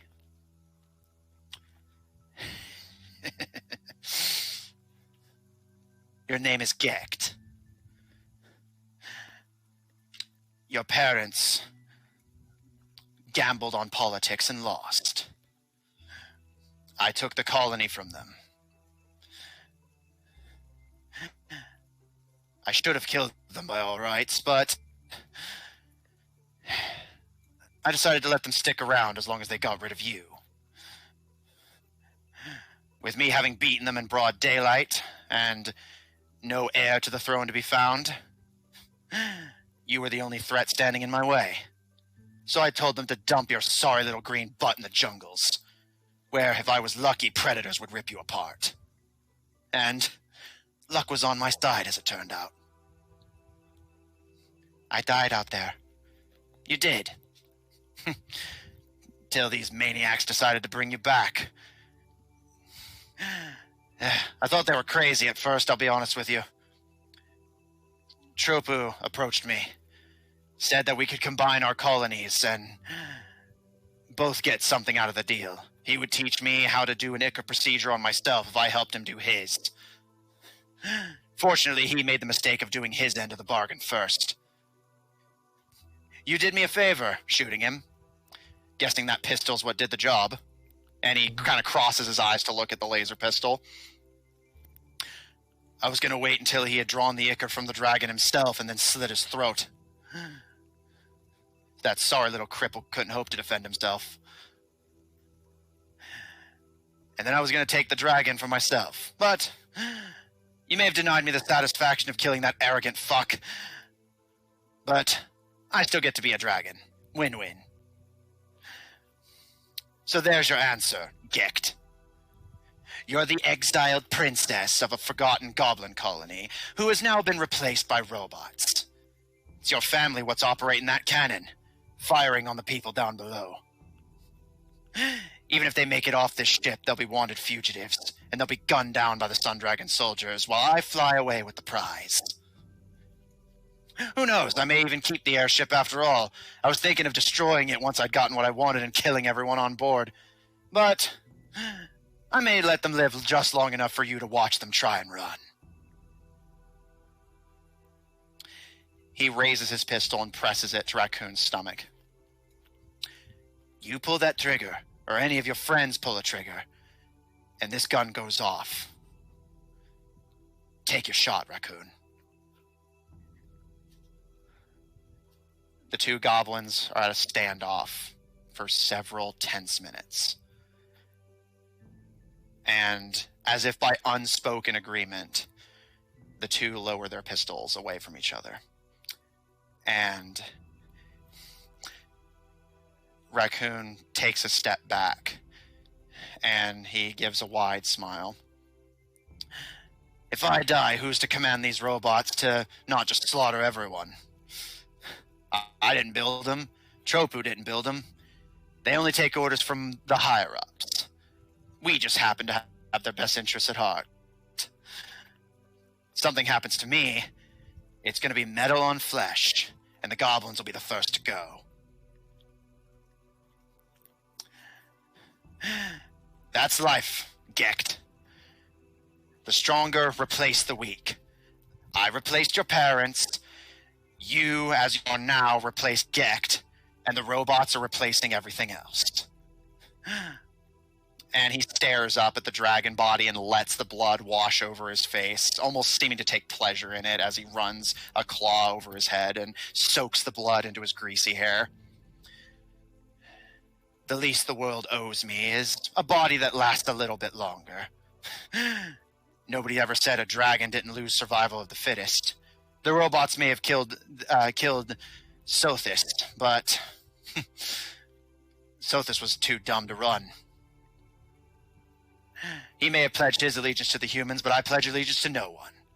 Not to you, not to your parents, not to the colony, not to the ship, not even to the Concord. I got what I wanted. So we understand each other. Unless you feel like watching robots rip your parents apart before you get a chance to say goodbye, I suggest you walk away.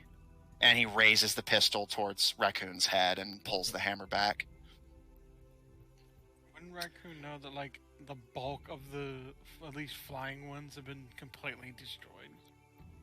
They would know that, but there's still the serpents and the tigers, and you guys have seen that they're capable of building more, so it's not unfeasible that with what's left, they could potentially do some serious damage to the organic crew.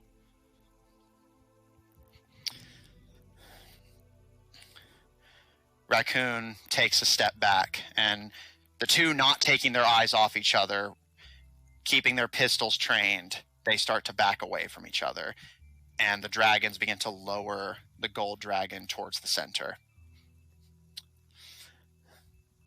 Lads, fire the harpoons. Keep it secure. Hopefully there's still enough blood for me to draw from. The goblins kind of look to each other questioningly, and Bragdu and Raccoon kind of survey the area, and... Well, what are you waiting for? The goblins don't move. Velociraptors aren't the only creatures that, when there's a contest of leadership, they'll take their time, wait, figure out what's going to happen next and whose side they should be on. Becomes princess.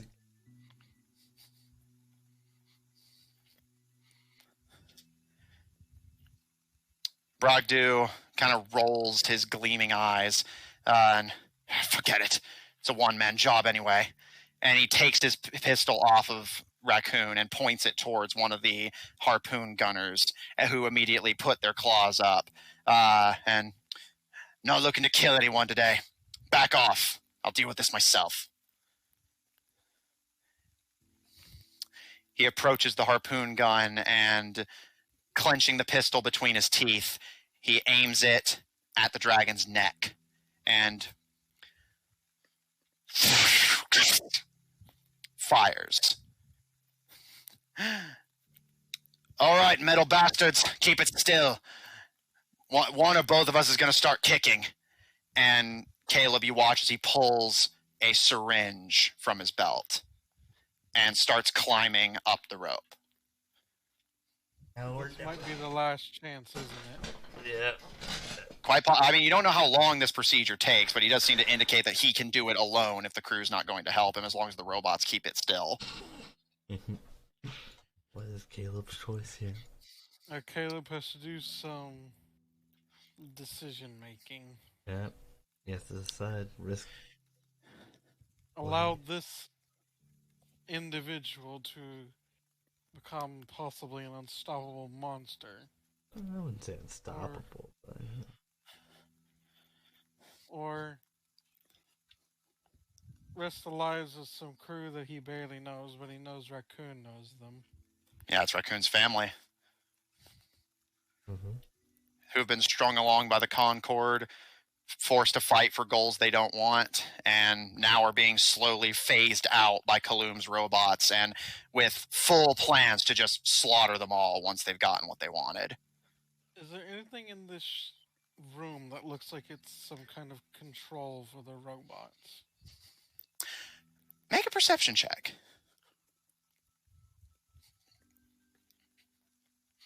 That's going to be a 24. Looking around, most of this room seems dedicated to Troppu's office and the center area where the dragon, it was intended to be laying for the procedure, but now it's just being strung up in the air and held in place by ropes and cords. Like this grim, macabre museum display. But you do, while you weren't there to see it, I will say it was mentioned earlier that whenever robots were reinforced, they came from the other blimp headquarters opposite this one.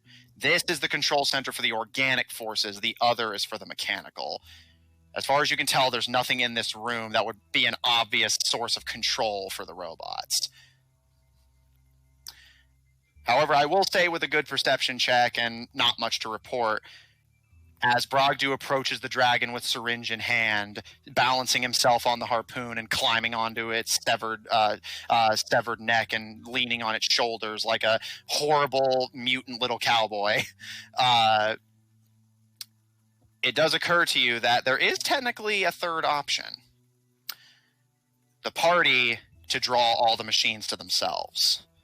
However, in your current position, the only way for you to do that is taking a shot. Whether it kills Bragdu or not at this point is irrelevant. The goal is to deliberately expose yourself to the robot's ire. But in the process, with their commander either distracted or dead, the robots will be drawn away from the other crew, and at the very least, the party might stand a fighting chance. But I will remind you that even after Gil and Caro's fucking nice piece of work and the gold dragon breezing through them, there is still easily 50,000 robots on this ship, and more could be built at any moment. The odds don't look good if you. Swarm, then? Bear in mind, there was 100,000 when you first started, and more got built mid-battle. So wait, they dedicated 50,000 to the simple act of dragging around that dragon? That dragon's huge. Gold dragons are massive, and the robots themselves aren't that strong. They needed a lot of them to carry it.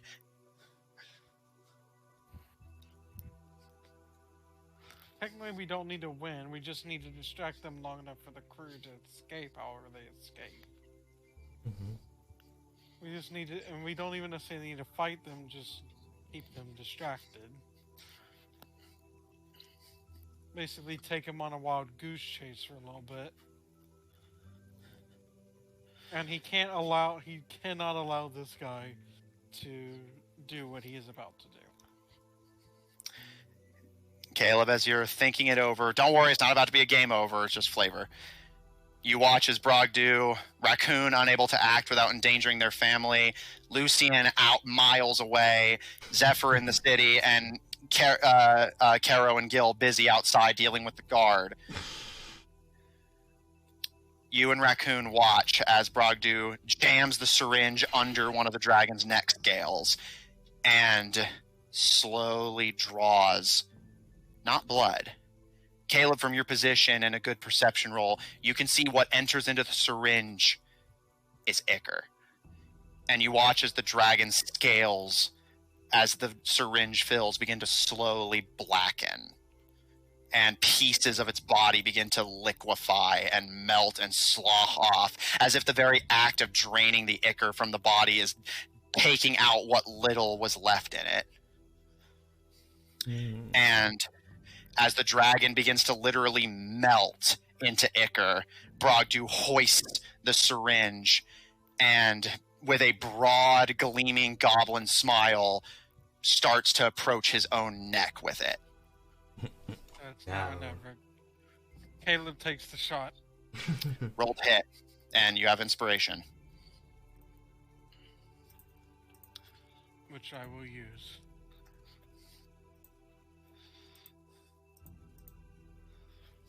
Okay, it's gonna be an 18.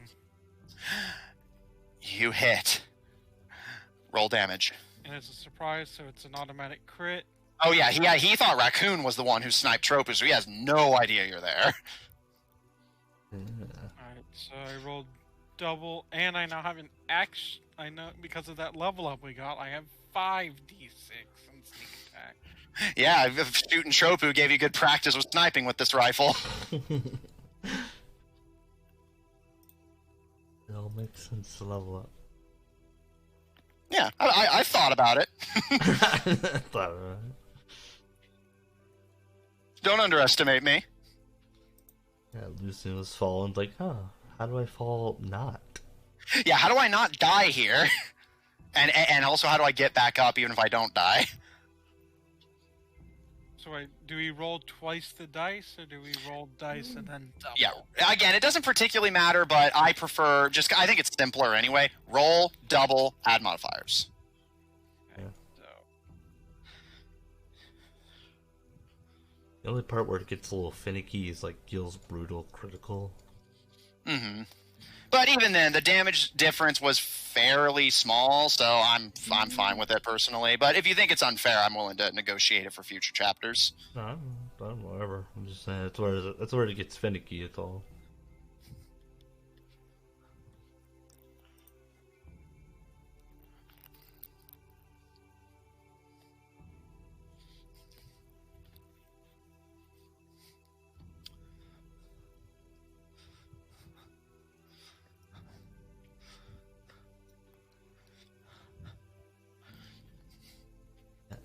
Are you able to murder this man?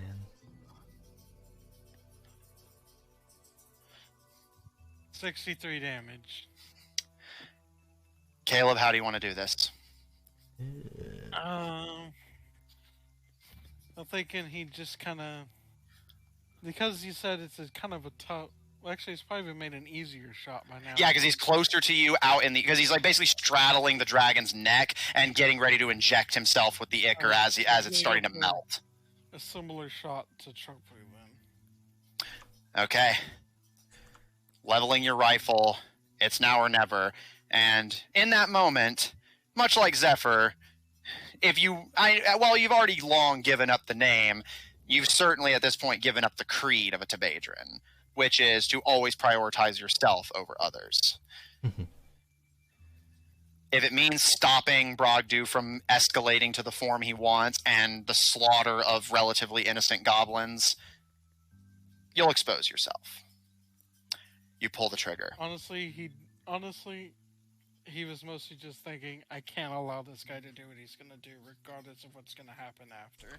Well, that's still, for a Tebadran, fairly selfless. I mean, he said it himself. He was fine with just leaving the crew to be killed by the Sun Dragons and then just flying away in his new body. You take the shot.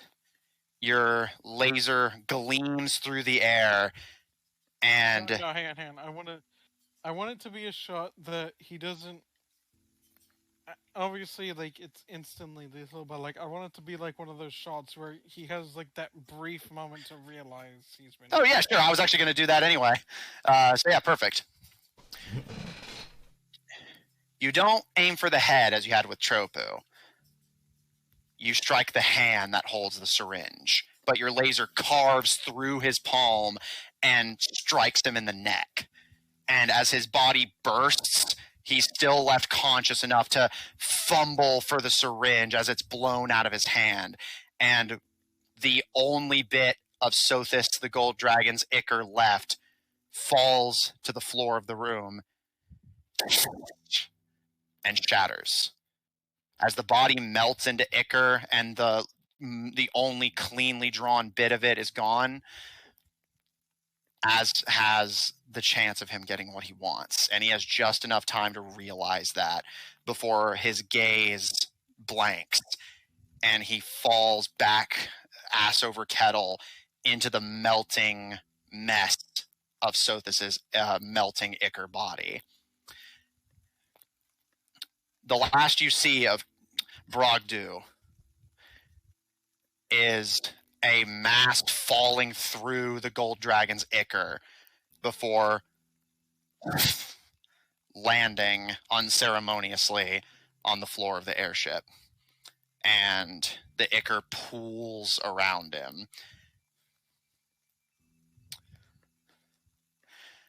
The robots, of course, immediately draw their attention towards you.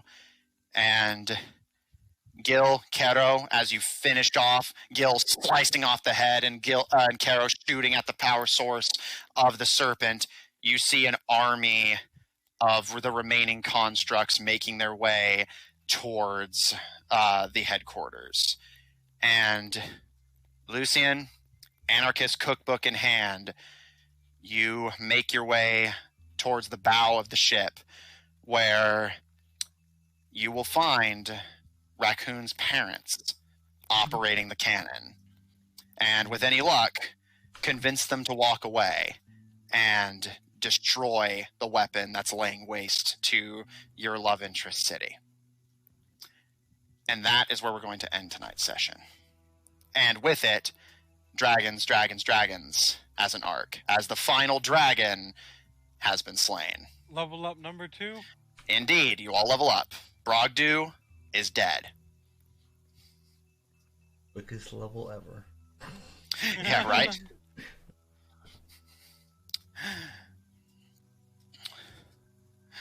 Lucian, you approach the bow with anarchist cookbook in hand.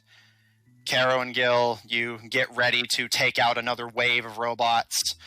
Zephyr, you sleep, ready for a heist in the morning.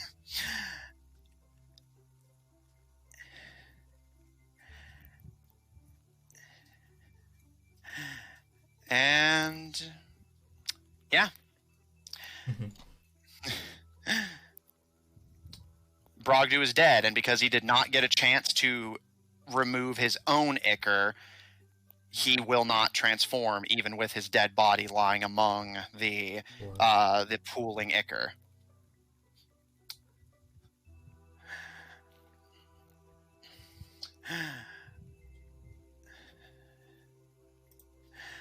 Let me go ahead and get our outro stuff done. But yes, you all level up. Bragdu is dead. And with it, Raccoon has at least with some help, figured out who they are and why they were here, what motivated the Concord, at least to some degree, to create them.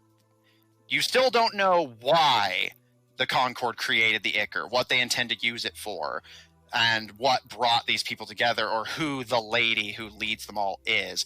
But you've at least all gotten some more information. Each member of the Concord was approached and offered use of the Ichor, and you've seen now what it's capable of. It is not resurrection. It is transformation.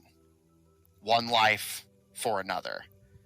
Allowing a ambitious goblin or a crippled tengu to take on the form of a golden dragon, if their souls be compatible. Where the Ichor comes from, why Dr. Knight created it, and what the lady wants with it is unknown, but you at least know now what the Concord is capable of, and what it may mean should you fail. But while the city itself still has an army of robots and an airship to deal with, you've taken out the commanders, and the goblins do not seem interested in further warfare. Indeed, they simply want to return home. If the robots are dealt with, Sundragon is saved.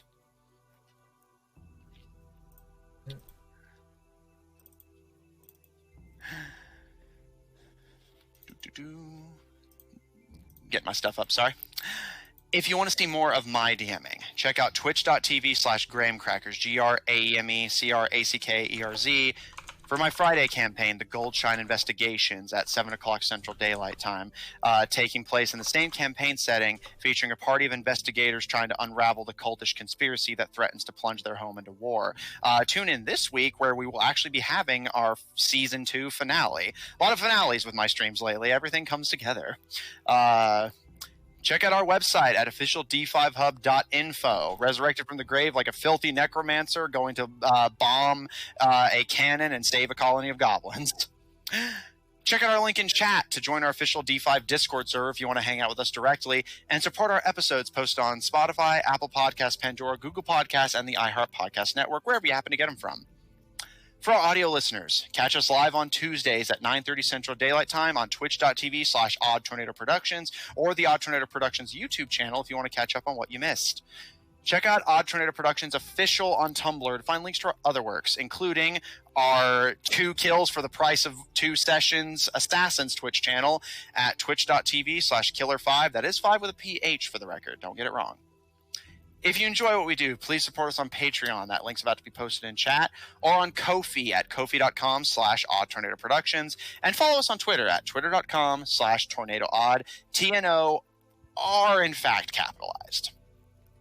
If you want to see more of this party, please tune in Mondays to catch our Monday game, Under Locks and Keys, featuring a party of globe-trotting treasure hunters trying to assemble the artifacts of the gods to unlock what could potentially be a very valuable treasure or a deadly curse.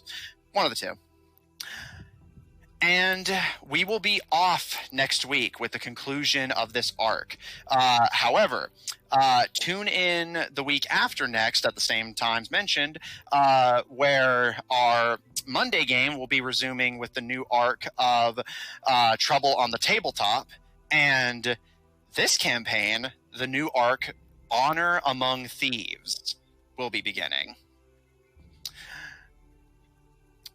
The party, as I've been told, intends to have some downtime after the business with the airship is concluded. So once Lucian has disarmed the airship, the last of the robots are defeated, which I think at this point you guys have more than earned an acknowledged victory.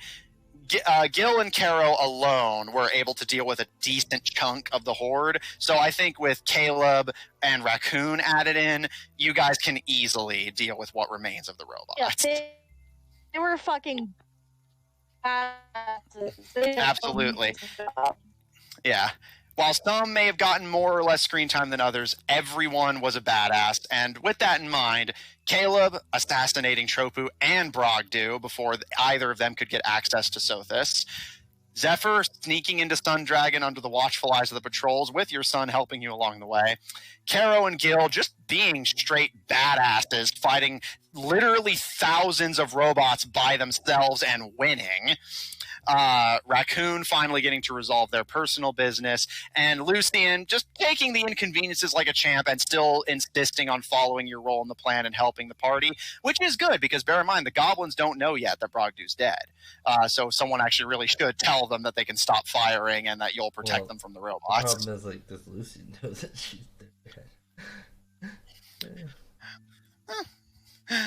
Let's find out. That is a huge problem. Lucian doesn't know anything about No one does. anything. The only person who knows is... Yeah, to be fair, even Gil and Caro don't know yet. But once the business with the airship is concluded and Zephyr has had their heist, while Gil gets surgery to repair their arms finally, the party will have some downtime. So with that being said, all of you put some thought into any proficiencies you may want to pick up over the course of the downtime or any personal activities you want to attend to. And then as soon as Gil is fit for duty, you guys are free to leave Sundragon and start heading south with intent to pass through Tebedra and start making your way to the Aegis Federation where, with luck, you may just be able to rescue Zephyr's parents and Caro's only surviving friend from their previous party. That sounds interesting to anyone? Please be sure to tune into this table starting the week after next for the next arc, Honor Among Thieves. We still got Lucifer's bullshit too. Thank you everyone at the table so much for playing. Thanks everyone at home so much for watching.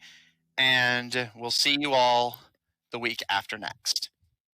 I'm gonna have to make like 7 different plans.